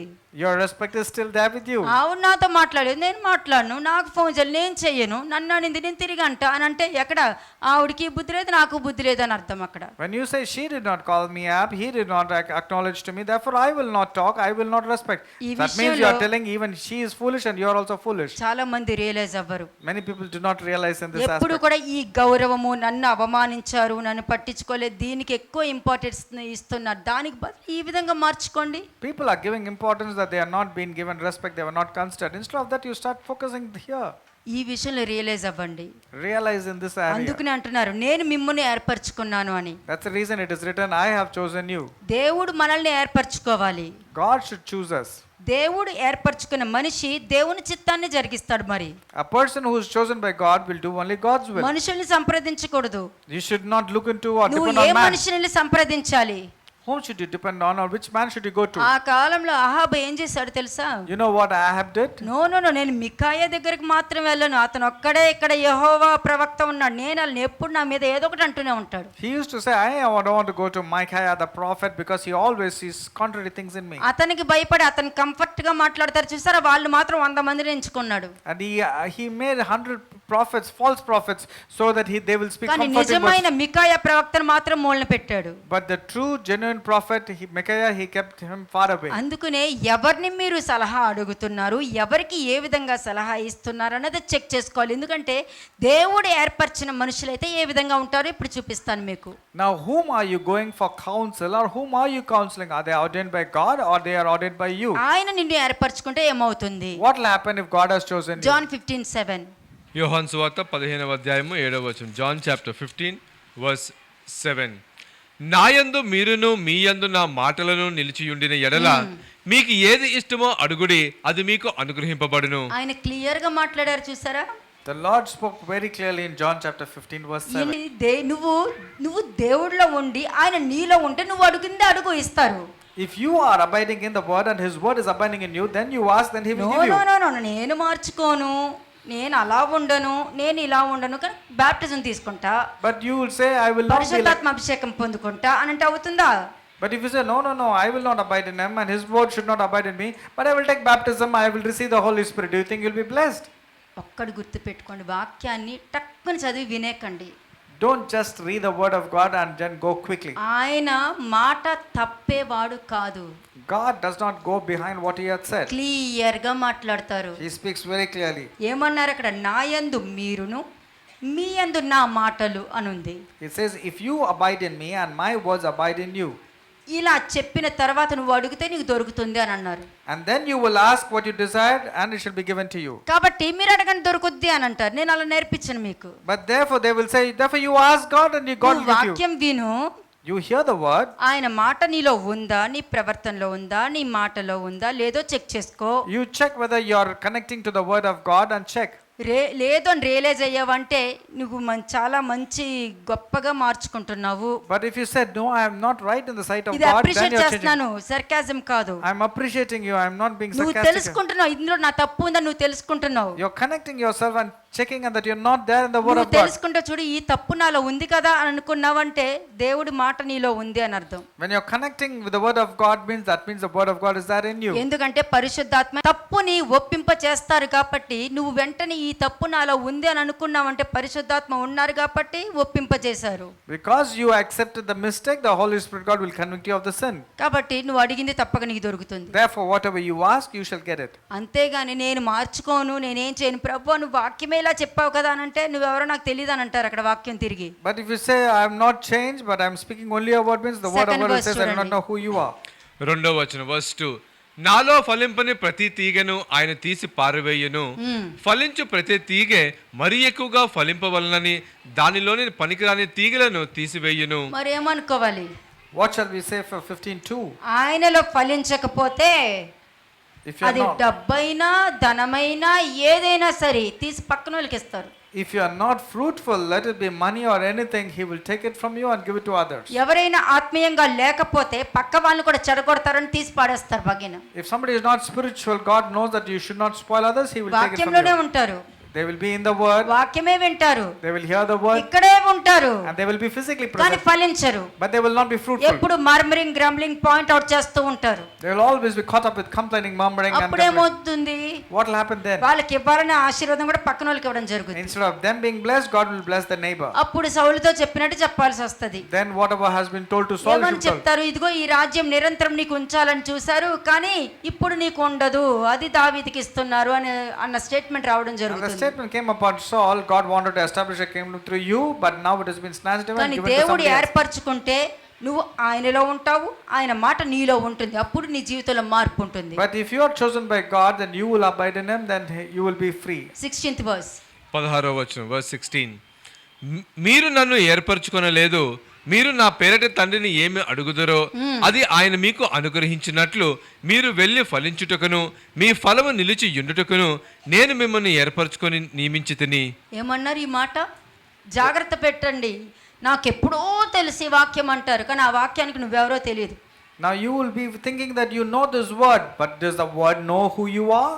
దేవుడి వాక్యం ఎప్పుడు మీ దగ్గరికి మిమ్మల్ని వెలిగించడానికి, బయటకు తీసుకురావడానికి, ఆశీర్వదించడానికి, మీ ద్వారా అనేక మందిని ఆయన తట్టు తిప్పుకోవడానికి మాత్రమే దేవుడి వాక్యం మీ దగ్గరకు వస్తుంది. The word of God will come to you so that you will be knowing the truth. మరి ఆయన మీ దగ్గరికి రావాలంటే ఏ అడ్డంకులు ఉండకూడదు కదా. But if he has to come to you, there should not be any stumbling ఈ blocks. కోపం గాని, ద్వేషం గాని, మతం గాని, వ్యతిరేకం గాని ఇట్లాంటివి ఉంటే మరి అన్ని అడ్డు కదా దేవుడి లోపలికి రావడానికి. All these are stumbling blocks and idols if they are like your anger, your traditions, your religion, all these things. బతిమాలు కూడా కదా, అమ్మమ్మ నీకు దండం పెడుతుంది, కాలు ముక్తానమ్మ, కాస్త దారి వదిలితే లోపలికి వస్తానని అనలేరు కదా దేవుడు. God cannot tell, okay, please, I request you, take away this, I'll have to ఏం come inside. చేస్తారు, వాక్యాన్ని తీస్తారు, రెండంచుల ఖడ్గం కదా, పొడుచుకుంటూ దాన్ని విడదీసి లోపలికి వస్తుంటారు. He is the word of God that he will take. It's sharper than two-edged sword, and then he has to penetrate through you. ఎందుకంటే మిమ్మల్ని ఫలింప చేయడానికి ఆయన కత్తి తీయడం జరుగుతుంది. To make you fruitful, he has to take the sword. ఇది వాక్యము వినటం కాదు, ఓన్లీ వినాలి అనుకుంటే మిమ్మల్ని మీరే మోసం చేసుకున్నారు, పక్కన వాళ్ళు మోసం చేయడం కాదు. If you are just a hearer of the word of God, you are deceiving yourself, not somebody else deceiving you. కాబట్టి మనుషులు యేసుని వెంబడించడానికి నిర్ణయించుకోలేదమ్మా, People have not determined to follow Jesus Christ. దానికోసం నియమించుకోలా, They have not determined themselves. ఆయనను వెంబడించడానికే మిమ్మల్ని ఎన్నుకున్నారు, అది గుర్తుపెట్టుకోండి. He has chosen you so that you would follow him. ఆయన వెంబడించేటట్టు నువ్వు నడవాలి కానీ నువ్వు ఆయన వెంబడించుతున్నావు అన్నట్టుగా ఉండకూడదు. You should move as Lord has selected you, not as if you have selected the Lord. ఆయన వెంబడించుటయో లేదో మనుషుల మీద ఆధారపడి ఉంటుంది. It depends whether you want to follow him or you're depending on man. ఆయనను వెంబడిస్తున్నారో లేదో అన్నది మనుషుల మీద ఆధారపడి It ఉంటుంది. depends on the man whether they want to follow Jesus Christ or not. ఎప్పుడిది When is this? ఎప్పుడిది వింటున్నారా? Are you hearing? నువ్వు దేవుణ్ణి తెలుసుకున్న తర్వాత, After you know Jesus Christ, దేవుడు ఎన్నుకున్న తర్వాత after he selects you, చూస్తూ ఉంటారు. he will just wait and watch over you. ఎందుకంటే నువ్వు నడుస్తావా లేదా అని నువ్వేం డిసిషన్ తీసుకుంటావని.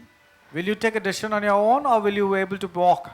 ఏది ఏమైనా ఒకడు పిలువబడితే తప్ప ఏ మనుషుడు దేవుని వెంబడించలేరు. Unless God attracts, nobody can walk. వెంబడించలేరు. They నువ్వు cannot follow. డిసిషన్ తీసుకోవాలి. It's your decision.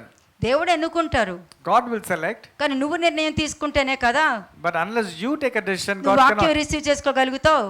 Only then you can receive the word. లేదనుకో వాక్యం ఎక్కదు, ఇలా కూర్చొని అటు చూస్తావు ఇటు చూస్తావు, ఆకలి వేస్తుంది నాకు, అయ్యో నీళ్ళు కావాలి, బయటికి వెళ్ళాలి, ఏంటో ఇంతసేపా అని టైం చూసుకుంటూ కూర్చుంటావు. Otherwise you'll be distracted, I'm feeling hungry, and you'll be turning your head left and right, or you want to say so much of time I'm feeling hungry. నిజంగానే నువ్వు నిర్ణయించబడి ఉన్నావు అనుకో, But if you have been really selected and next step chosen, ఏంటి? then you will think about the next step. పిలువబడ్డాక దేవుడు ఆ మనిషిని పరీక్షిస్తుంటారు. And when God has chosen and called, that person will be humbleness ఉందా tested. లేదా, Whether you are having humbleness or క్షమించే not, గుణం ఉందా లేదా, whether you are able to forgive or not, ప్రేమించే గుణం ఉందా లేదా whether you are able to love or not. అని పరీక్షిస్తూ ఉంటారు. He will keep on checking and analyzing. పరీక్షించిన తర్వాత అతడు నిలబడతాడో లేదా అని చూస్తాడు. After that, he will be checked whether he will be standing or not. నిలబడితే ఆయన చేతిలో వాడబడతావు, లేదనుకో వేరొకరికి వాడబడతావు. If you stand firm, you will be used by the master. Otherwise, somebody else will be used. చూడండి ఏ విధంగా వాడబడతారో చూద్దాం. కొలెషన్స్ 2:6-8. కొలొస్సీయులకు రాసిన పత్రిక 2వ అధ్యాయము 6 నుంచి 8 వచనములు. కొలొస్సియన్స్ చాప్టర్ 2 వర్సెస్ 6 to 8. 6వ వచనము.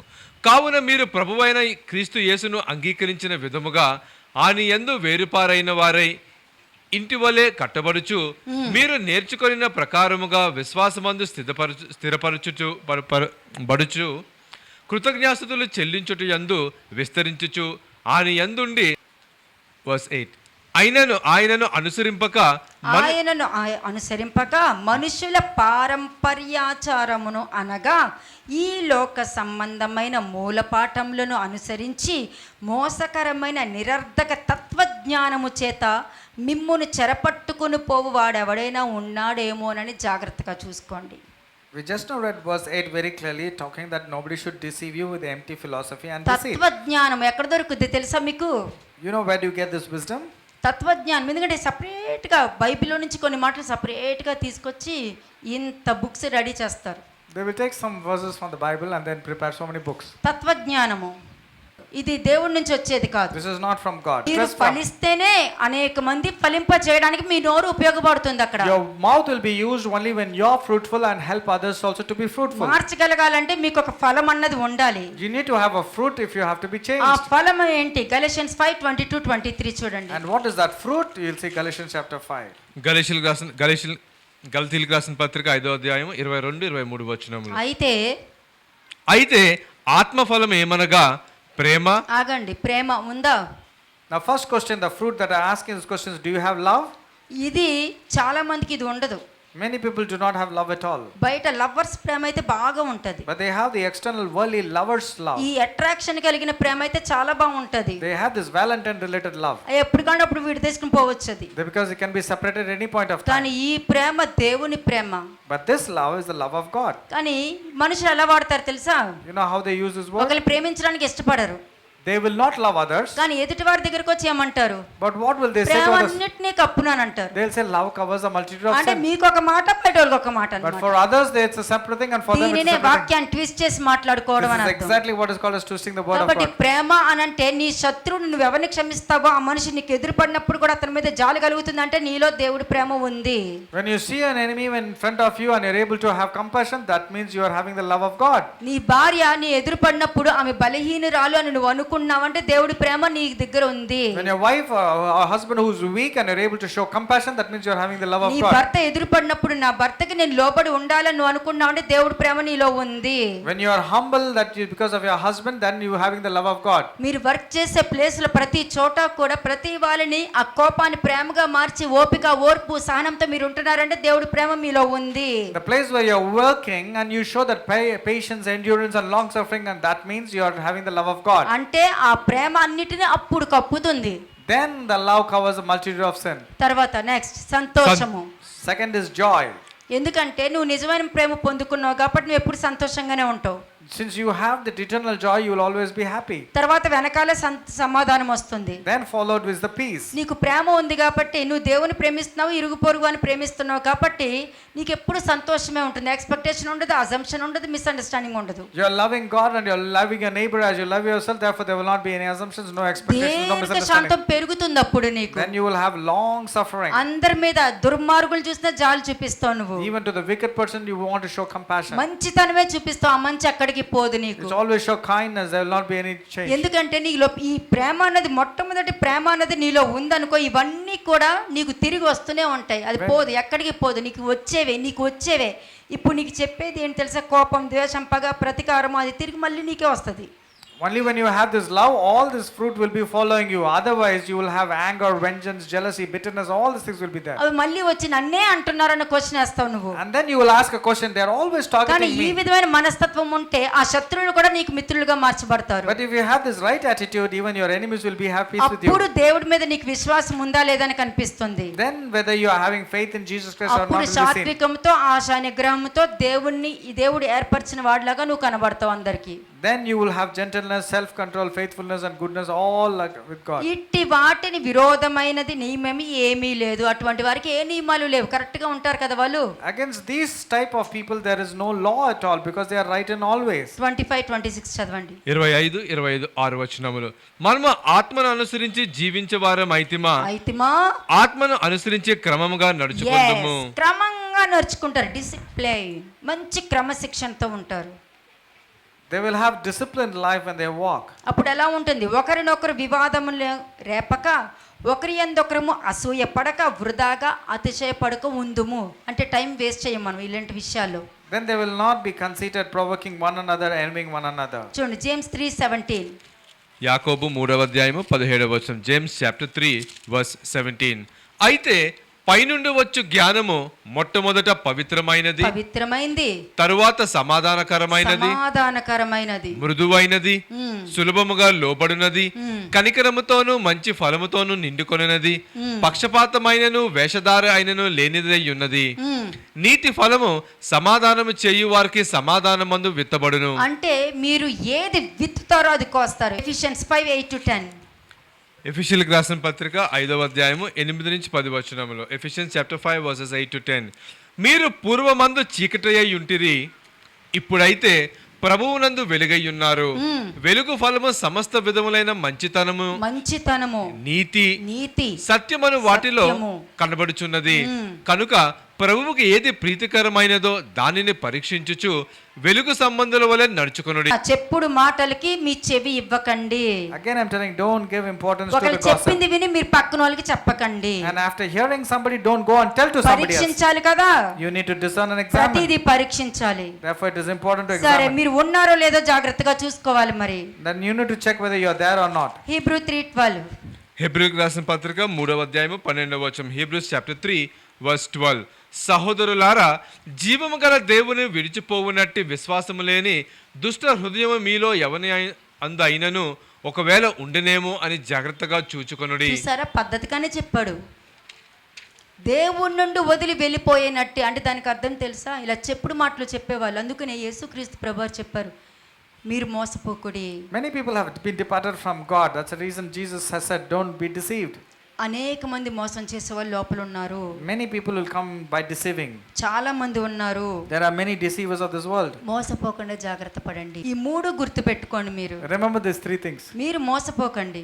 You don't get deceived. బయట చాలా మంది మోసం చేసే వాళ్ళు ఉన్నారని గుర్తు పెట్టుకోండి. Remember there are many people who want to cheat and deceive you. మోసపడకుండా జాగ్రత్త పడుడి. You just take care that you don't get వాక్యమే deceived. తీసి చెప్తున్నా, ఇందులో ఏది మీకు హిపోక్రసీ కానీ కన్నింగ్ కానీ లేదు. ఎందుకంటే యేసుక్రీస్తు ప్రభువారు ఎప్పుడు తన వారు ఎవరో, పరిశుద్ధులు ఎవరో తండ్రికి తెలుసు, నా వారు ఎవరో, నా వారు కారో నాకు తెలుసు అని కుమారుడు చెప్తున్నారు. Therefore don't get deceived, because the Son of God is clearly telling who belongs to him and who does not belong to him. So is the Father also telling the same thing. మోషే అంటాడు, రండి సీనాయి కొండ దగ్గరికి రండి, ఆయన వారు ఎవరో, పరిశుద్ధులు ఎవరో ఆయనకు బాగా తెలుసు అని అంటారు. Moses was also telling, come to Mount Sinai, we'll see who is on God's side, who is on the other side. కాబట్టి ప్రతి విషయంలోనూ మీరు పరీక్షించడం చాలా అవసరము. Examining everything and discerning everything is very, very important. కాబట్టి జీవము కలిగిన దేవుణ్ణి విడిచిపోయినట్టు అంటే మీలో మంచి ప్రవర్తన ఉంటుంది, మంచి వాక్యం ఉంటుంది. వాళ్ళు మాట వినడం వలన ఇది పట్టుకుని లాక్కుని వెళ్ళిపోతున్నారు, దొంగతనం చేసుకుని వెళ్తున్నారు వాళ్ళు. You are good, you have been walking right, but because you gave room to gossip and you believed in them, you have been departing from God. దొంగతనం చేసుకుని తను ఏం చేసుకుంటాడు? What will he do after stealing things from వెళ్ళి you? దేవుడు ముందుకు వెళ్తారు. He will go to God. ఇదిగో ఇదిగో ఇదిగో నీ విశ్వాసి ఇట్లా ఉన్నాడు అని ఏ దొంగతనం చేసుకెళ్లారో అది చూపించి నీ మీదకి అధికారం పొందుకుని వస్తాడు. Whatever has been stolen from you, he will go to God and say, see, this person whom you claim that he is belonging to you is doing like that, and then they'll come and drop things from అందుకనే you. అటువంటి వాళ్ళు వస్తారేమో, విశ్వాసం లేని దుష్ట హృదయము మీలో ఎవని యందైనను ఒకవేళ అంటే కన్ఫర్మేషన్ కాదు, అది తాత్కాల్లో ఉంది. That's the reason it says, beware brethren, lest there be any of you an evil heart of unbelief. ఒకవేళ ఉండునేమో జాగ్రత్త పడుడి అని It అంటున్నారు. says perhaps there might be somebody who is having an evil ఇది heart of unbelief. జరిగేది ఉండొచ్చు, జరగబోయేది కూడా ఉండొచ్చు. It can be our present or it can be the future. ఒకవేళ మీరు మంచిగా ఫలి ఉంచి ఉంటే దేవుడికి కృతజ్ఞత చెప్పండి. If you are really good, then give thanks to God. అంతా నాకు తెలుసు అని గర్వంగా ఉండకూడదు. Don't be arrogant that you know దేవుడు everything. నన్ను వాడుకుంటున్నారని ఎప్పుడు అనుకోకండి. Don't think that God is using you also. మిగతా వాళ్ళు ఎవరు లేరని అనుకోకండి. And don't think that others are not being చూడండి used. రోమన్స్ 11:20. రోమీయులకు రాసిన పత్రిక 11:20. Romans chapter 11:20. మంచిది, వారు అవిశ్వాసమును బట్టి విరిచివేయబడిరి, నీవైతే విశ్వాసమును బట్టి నిలిచియున్నావు, గర్వింపక భయపడము. మంచిది, వాళ్ళు అలా ఉన్నారా? మంచిది, కాబట్టి నువ్వు నిలబడు. But you be careful. You don't have to be like them. వాళ్ళు అలా ఉన్నారంటే అవిశ్వాసమును బట్టి వాళ్ళు ఆ విధంగా అయిపోయారు. అటువంటి పరిస్థితులు తెచ్చుకున్నారు వాళ్ళు. They have broken off because of their unbelief. కానీ వాళ్ళని చూసి నువ్వు ఎగతాళి చేయక. But don't be haughty and don't be out of fear. వాళ్ళని చూసి నువ్వు ఎగతాళి చేయక. Don't be haughty and don't make mockery of కాబట్టి them. గర్వించకుండా భయపడు. అమ్మో అలాగా నేను అయిపోతానా, అలా పడిపోతానా, నేను పడకూడదు అని భయపడి జాగ్రత్త పడు అని You need అంటున్నాడు. to have fear instead. Do not have haughtiness there. Romans 12:16. రోమిల్కి రాసిన పత్రిక 12వ అధ్యాయము 16వ వచనం. Romans chapter 12 verse 16. ఏడ్చు వారితో ఏడువుడి, ఒకరితోనొకడు మనసు కలిసి యుండుడి.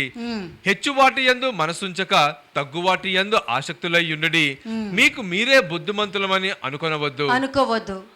నాకు అన్నీ తెలుసు, నేను హీలింగ్ చేయగలుగుతాను, నేను ప్రవచనం చెప్పగలుగుతాను, నేను టకటకటకటగా చెప్పాను, వాళ్ళు షాక్ అయిపోయారు. ఇట్లా ఎప్పుడు ఇటువంటివి పెట్టుకోకండి. లేకపోతే నువ్వు షాక్ అయ్యే దినాలు దగ్గర పడతాయి. Don't be wise in your own opinion, thinking that because of me things that happened, I spoke like that and everything changed. As time will come, then you will have to fall. కోపం తెచ్చుకోకండి. Don't be angry or upset. నువ్వు చెప్పింది ఒకళ్ళు వినలేదు అనుకో, కోపం తెచ్చుకోకు. If somebody is not obeying to what you said, don't get upset at them. బయట ఎవ్వరూ వాళ్ళని దొంగలించకుండా జాగ్రత్తగా తెచ్చుకో. But ensure that nobody is snatching away from you. అందుకు కోపంతో ఏం చేయలేవు, ప్రేమతో ఏదైనా You సాధించగలుగుతావు. cannot achieve anything with your anger, but you can achieve things with your love. కాబట్టి నీకు నువ్వే బుద్ధిమంతురాలు అనుకుని నీ కోపాన్ని ప్రదర్శించుకుంటూ నీ ఇష్టంగా ప్రవర్తించుకుంటూ ఉన్నావు అనుకో, నీ సాక్ష్యం అందరి ముందు, పిల్లల ముందు కూడా పోతుంది. Don't think that you are wise in your own eyes, but at the same time displaying your anger in front of everybody, you will Next lose your verse. self-respect and name. కీడుకి ప్రతి కీడు ఎవరికి చేయొద్దు, మనుషులందరి దృష్టికి యోగ్యమైన వాటి ఆలోచన గూర్చి మీరు ఉండాలి. Repay no evil for evil, have regard for good things in the sight of all men. ఏముంది? కీడుకి ప్రతి కీడు చేయొద్దు. నీ మాట లేదని వాళ్ళ మీద నువ్వు కోపం చూపించావు అనుకో, నువ్వు ప్రతి కీడే చేస్తున్నావు అక్కడ. When you're returning evil to evil, that means when you are saying something and they're not listening, means you're నీ showing మాట upset. వినలేదని నువ్వు ఎక్స్పెక్ట్ చేస్తున్నావు కదా అక్కడ. Because you're expecting that they are not listening to you. కాబట్టి వాళ్ళందరూ చెడ్డవాళ్ళైనా వాళ్ళకి యోగ్యమైనదే నువ్వు మంచి చేసుకుంటూ వెళ్ళు. Even if they are evil, you do something which is good only. శక్యమైతే మీ చేతనైనంత మట్టుకు సమస్త మనుషులతో సమాధానంగా ఉండండి. If it is possible, as much as depends on you, live peacefully with all men. ఇది చాలా ముఖ్యం. This is very important. వీలైతే నువ్వు గొడవలు పెట్టుకోకుండా, నీ హృదయంలో కూడా గొడవలు పెట్టుకోకుండా సమాధానంగా ఉండు అని దేవుడు అంటున్నారు ఇక్కడ. As much as possible, don't fight with anybody, don't have any unrest. Proverbs 3:7. సామెతలు 3వ అధ్యాయము 7వ వచనం. Proverbs chapter 3 verse 7. 7వ వచనము. నేను జ్ఞానిని కదా అని నీవు అనుకొనవద్దు, యెహోవా యందు భయభక్తులు కలిగి చెడుతనము విడిచిపెట్టుము. అది జ్ఞానిని కదా అని అడుక్కునే బదులు ఈ జ్ఞానిని కదా అన్న బిహేవియర్ ఉంటుంది కదా, దాన్ని విడిచిపెట్టు అని అంటున్నారు. Don't think that you're wise in your own eyes. Because you're thinking you're wise, leave that attitude that you're wise. 28:14 Proverbs. సామెతలు 28వ అధ్యాయము 14వ వచనం. Proverbs 28 verse 14. నిత్యము భయము కలిగి ప్రవర్తించువాడు ధన్యుడు, హృదయమును కఠినపరుచుకొని వాడు కీడులో పడును. అది కఠినంగా రియాక్ట్ అయిపోతూ రెబలియస్గా ఉంటారు కదా, వాళ్ళు ఏం తెచ్చుకున్నారు? వాళ్ళ కీడు వాళ్ళే తెచ్చుకున్నారు. భర్త కాదు, కాదు, పేరెంట్స్ కాదు, అక్క చెల్లి కాదు, నువ్వు కఠినంగా ఉండటం వల్ల నీ కీడులో నువ్వు వెళ్ళి పడుతున్నావు. Because of your stubbornness, you're falling into your own wickedness. It's not your in-laws, it's not your husband, it's not your sisters, it's not your parents, it's not anybody. Philippians 2:2 చూడండి. ఫిలిప్పీలకు రాసిన పత్రిక 2వ అధ్యాయము 2వ వచనం. Philippians chapter 2 కావాల్సింది verse 2. మీరు ఏక మనస్కులు అగునట్లుగా ఏక ప్రేమ కలిగి ఏక భావము గలవారుగా ఉండి ఒక్కదాని యందే మనసుంచుచు నా సంతోషము సంపూర్ణము చేయుడి.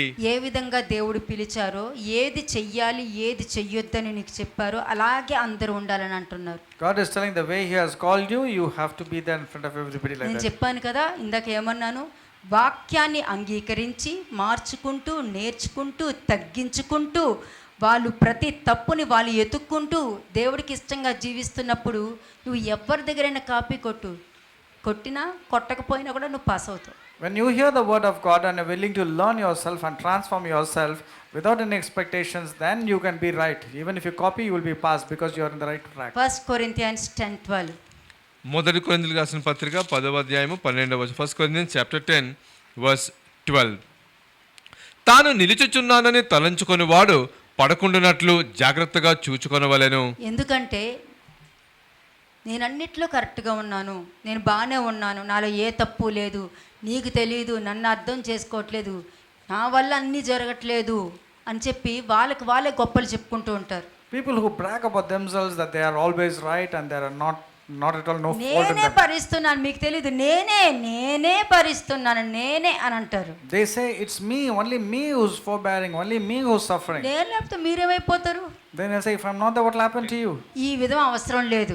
This type of speech is not correct. నువ్వు లేకపోయినా బతుకుతారు, నువ్వు లేకపోయినా తినగలుగుతారు. Even if you're not there, they can survive. Even if you're not there, they can ఈ be happy. విధమైన ప్రవర్తన లేకుండా జాగ్రత్తగా చూసుకోండి అని అంటున్నారు. Ensure that you don't have this type of character inside you. కాబట్టి మనల్ని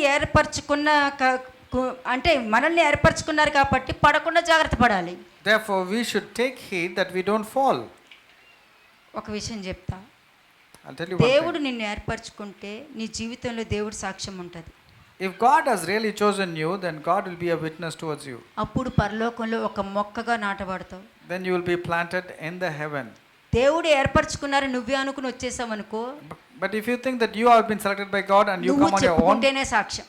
only if you tell, only it's a witness. కొంతమంది సాక్ష్యం చెప్పుకునే బతుకుతారు. Some people live only by giving witnesses to సాక్ష్యం others. అన్నది నువ్వు చెప్తే వచ్చేది కాదు, నీ ప్రవర్తనలో చూపించేది. Witness is not something that you say, it's showed by your character and your Matthew behavior. 15:13. Matthew 15:13 మత్తయి సువార్త 15వ అధ్యాయము 13వ వచనము. మాథ్యూ 15:13 ఆయన పరలోకమందున్న నా తండ్రి నాటిన ప్రతి మొక్కయు పెళ్లిగింపబడును. చూసారా, పరలోకమందు నా తండ్రి నాటని ప్రతి మొక్క, ఒకవేళ ఏది పడుతుంది, నేను దేవుడి సేవ చేస్తున్నాను, దేవుడు నన్ను పిలుచుకున్నాడు, నేను ఆ పని చేయడానికి వచ్చాను, ఈ పని చేయడానికి వచ్చాను అని అంటారు కదా. Many people say, I have come to do God's work, I am doing this particular ministry and that particular ministry. అవన్నీ తీసి పక్కన పెడతారు. God will keep that aside. దేవుడి సేవ చేసే వాళ్ళు దేవుడి కోసం నిలబడి ఉంటారు. People who do God's work will stand firm for God. తాగడానికి, తిరగడానికి, పెళ్ళిళ్ళు చేసుకొని ఇంకో ఎక్స్ట్రా మ్యారిటల్ అఫైర్స్ పెట్టుకుంటూ ప్రతి చోట గొడవలు పెట్టుకుంటూ ఉండటానికి దేవుడు ఏర్పరచుకుంది. God has not chosen you to have extramarital affairs and drinking and caught up with the worldly మరలా things. బాధ And lust. వస్తే తట్టుకోలేక, అవమానం భరించలేక సూసైడ్లు చేసుకుంటానికి కూడా రెడీ అయిపోతూ ఉంటారు. అప్పుడు ఏ సాక్ష్యం, ఎవరు పిలుచుకున్నారు మిమ్మల్ని? ఇప్పుడు చెప్పండి, And then ఎవరు when- పిలిచడం వల్ల వచ్చారు? And then when there is a pressure, there will be depression and they'll give up themselves to suicide. Who has called you then? దేవుడు పిలిచిన వ్యక్తి ఎలా ఉంటారో, తనకి తనే పిలుచుకుని వచ్చేసిన వ్యక్తి ఎలా ఉంటారో పేతురు గుర్తుపెట్టుకోండి. Remember Peter, when how God has called a person, how would he నేను be, వస్తా and how when అన్నారే God కానీ calls would be. దేవుడు రమ్మని పిలవలా. Peter said, I will walk on the waters, but God did not say, come oh to walk on the waters. రాగలవా నువ్వు? And immediately God said, oh really, can you walk? రాగలవా నువ్వు? When God said, can you? సరే రాగలని ఆలోచించకుండా అడుగుతున్నావు కదా, రా అని అన్నారు. Since you have asked without thinking, God says, come. ఏమన్నారు? మధ్యలో మునిగిపోయారు. What happened? He saw the roaring waves and the storm దేవుడు and he పిలిస్తే drowned. నువ్వు దేవుడి మీదే దృష్టి పెడతావు, కింద ఏం జరుగుతుందో, పక్కన వాళ్ళు ఏం చేస్తున్నారు, వాళ్ళు ఏం చేస్తున్నారు అనే దృష్టి పెట్టావు. When God has really called you, your focus will be only on God, not on the people and the situations. Isaiah 66:2. Isaiah 66:2 యెషయా 66వ అధ్యాయము 2వ వచనము వర్స్ 2 అవన్నీ నా హస్తకృత్యములు, అవి నా వలన కలిగినవని యెహోవా సెలవిచ్చుచున్నాడు. ఎవడు దీనుడై నలిగిన హృదయము గలవాడై నా మాట విని వణుకుచుండనో వానినే నేను దృష్టించుచున్నాను. ఇప్పుడు చెప్పండి, ఎవరు వణుకుతున్నారు? Who is తప్పు trembling? చేసేటప్పుడు ఎవరు వణుకుతున్నారు? అబద్ధం చెప్పేటప్పుడు ఎవరు వణుకుతున్నారు? వేషధారణగా ఉన్నప్పుడు ఎవరు వణుకుతున్నారు? గొడవ పెట్టడానికి రెడీ అయినప్పుడు ఎవరు వణుకుతున్నారు? Who's trembling at the word of God? That means who's trembling when they're having anger or when they're doing wrong things or when they're fighting, when they're saying also wrong things. వణకట్లేదు.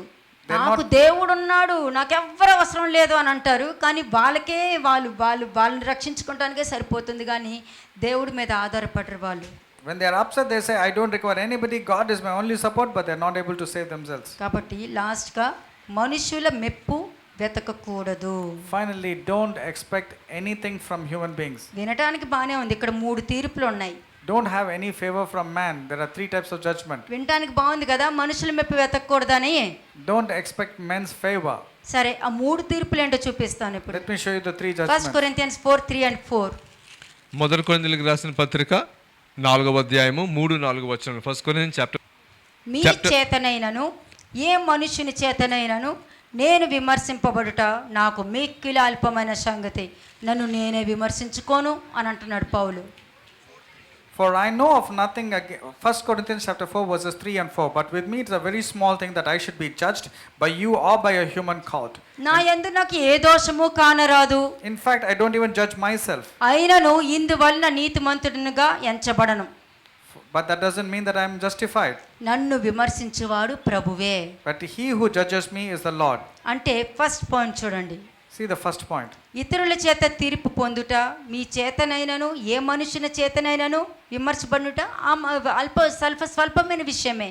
But with me it is a very small thing that I should be judged by you or by a human court. అంటే పౌలు మనుషులు మాట్లాడతారు, He says people will indeed talk. కానీ మనుషులు మెప్పును నేను వెతకను He says I don't seek any man's approval. అని, నేను దేవుడు మెప్పు వెతుకుతాను, మనుషుల మెప్పు కాదు. ఎందుకంటే మనుషుల దగ్గర మెచ్చుకోవడం చాలా కష్టం. ఎందుకంటే చాలామంది కావాలని ఉద్దేశించి పొగిడే వాళ్ళు ఉంటారు, మనల్ని ఇంప్రెస్ చేయాలని ఉన్న వాళ్ళు ఉంటారు. ఎలా గుర్తుపడతారు మీరు? How can you find out the people who are flattering you and wanting to impress you?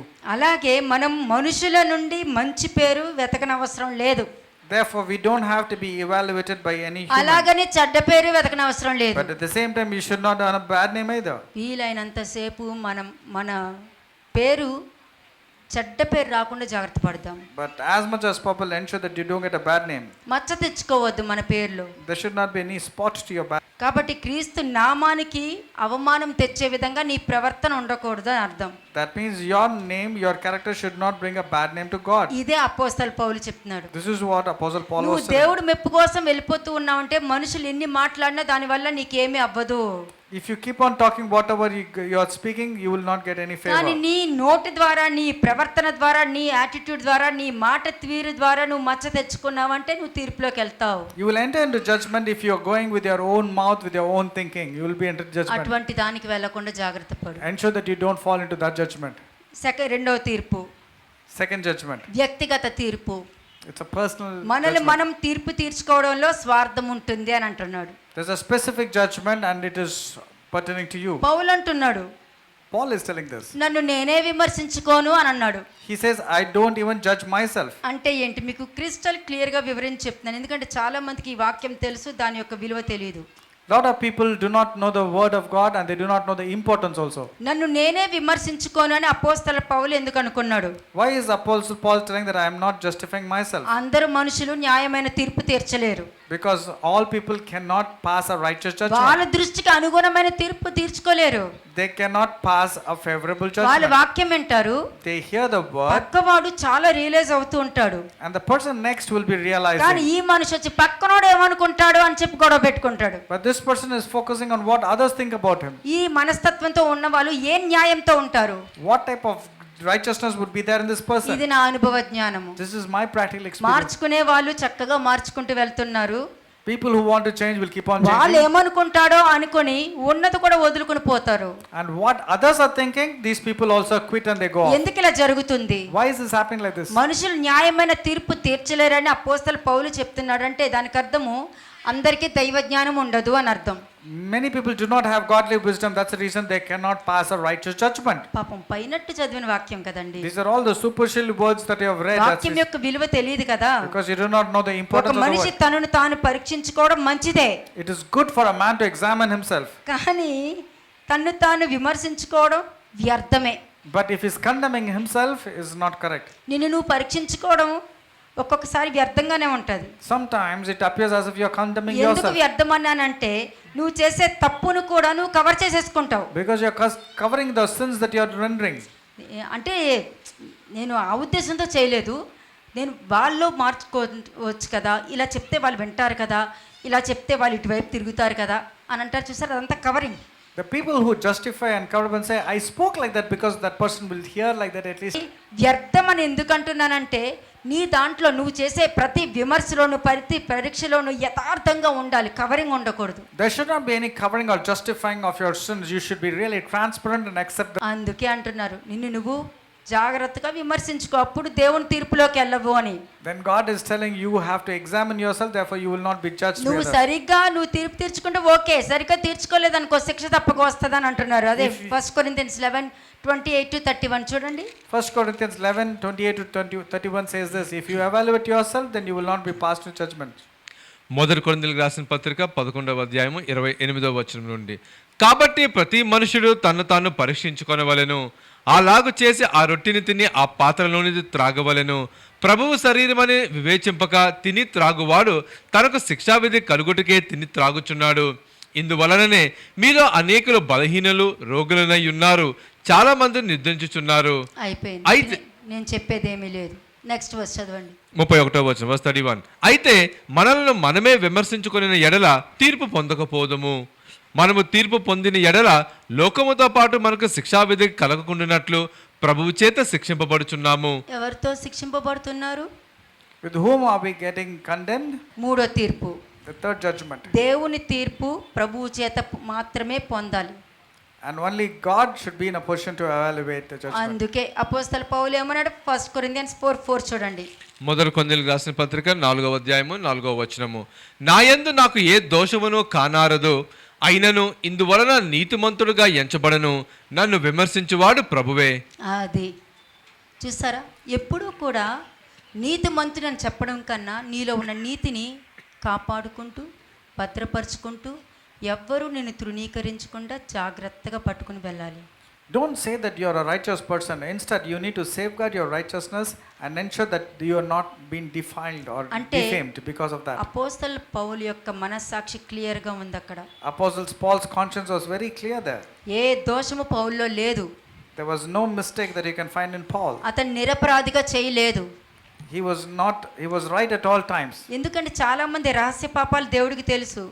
Many people secret sin, God knows. కాబట్టి మనం నిర్దోషమని మనం చెప్పుకోని అవసరం లేదు. And nobody can say that they are not guilty. నీతిమంతులను ప్రకటించుకోవాల్సిన పని కూడా లేదు. ఎందుకంటే నీతిమంతులుగా చేసేది దేవుడే. ఎలాగంటే నీ ప్రవర్తనే నీతిమంతులుగా తీర్చబడుతుంది. Because your work is going to make yourself as righteous. You cannot claim that you are righteous though. దేవుడు ఒక్కరే ఆ విధంగా చేయగలుగుతారు, మనుషులు చేయలేరు. Only God can do that, not man. ఆ విధంగా మార్చబడటానికి మీకు సహాయపడవచ్చేమో, God can help you to make you righteous. కానీ మనుషుల సాక్ష్యం పట్టుకుని తిరగొద్దు. But don't have the testimony from men. మనుషుల సాక్ష్యం ఎలా తెలుస్తుంది అంటే నీ సాక్ష్యాన్ని బట్టి వాళ్ళ జీవితంలో మార్పు వస్తుంది చూసారా, అదే నీ సాక్ష్యం. Your testimony which is going to be useful and the transformation of other person's mind, that is very important. 4:5 మొదటి కొరింథీయులకు రాసిన పత్రిక 4వ అధ్యాయము 5వ వచనము. కాబట్టి సమయమును రాక మునుపు అనగా ప్రభువు వచ్చు వరకు దేనిని గూర్చియు తీర్పు తీర్చుకుడి.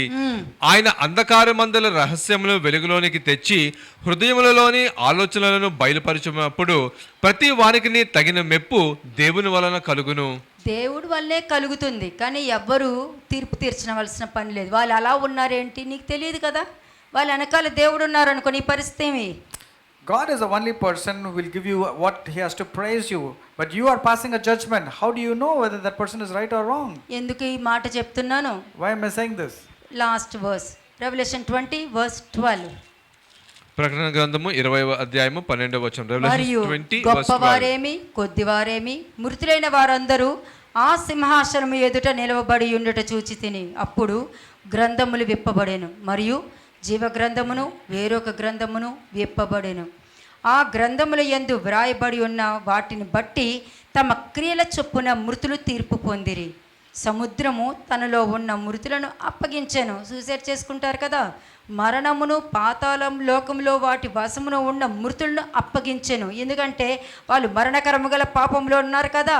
వారిలో ప్రతివాడు తన క్రియల చొప్పున తీర్పు పొందెను. మరణమును మృతుల లోకమును అగ్నిగుండములో పడివేయబడును. ఈ అగ్నిగుండము రెండవ మరణము. ఎవరి పేరైతే జీవగ్రంథమందు వ్రాయబడినట్టు కనబడని ఎడల వాడు గుండంలో పడవేయబడును. ఇది రెండవ మరణము.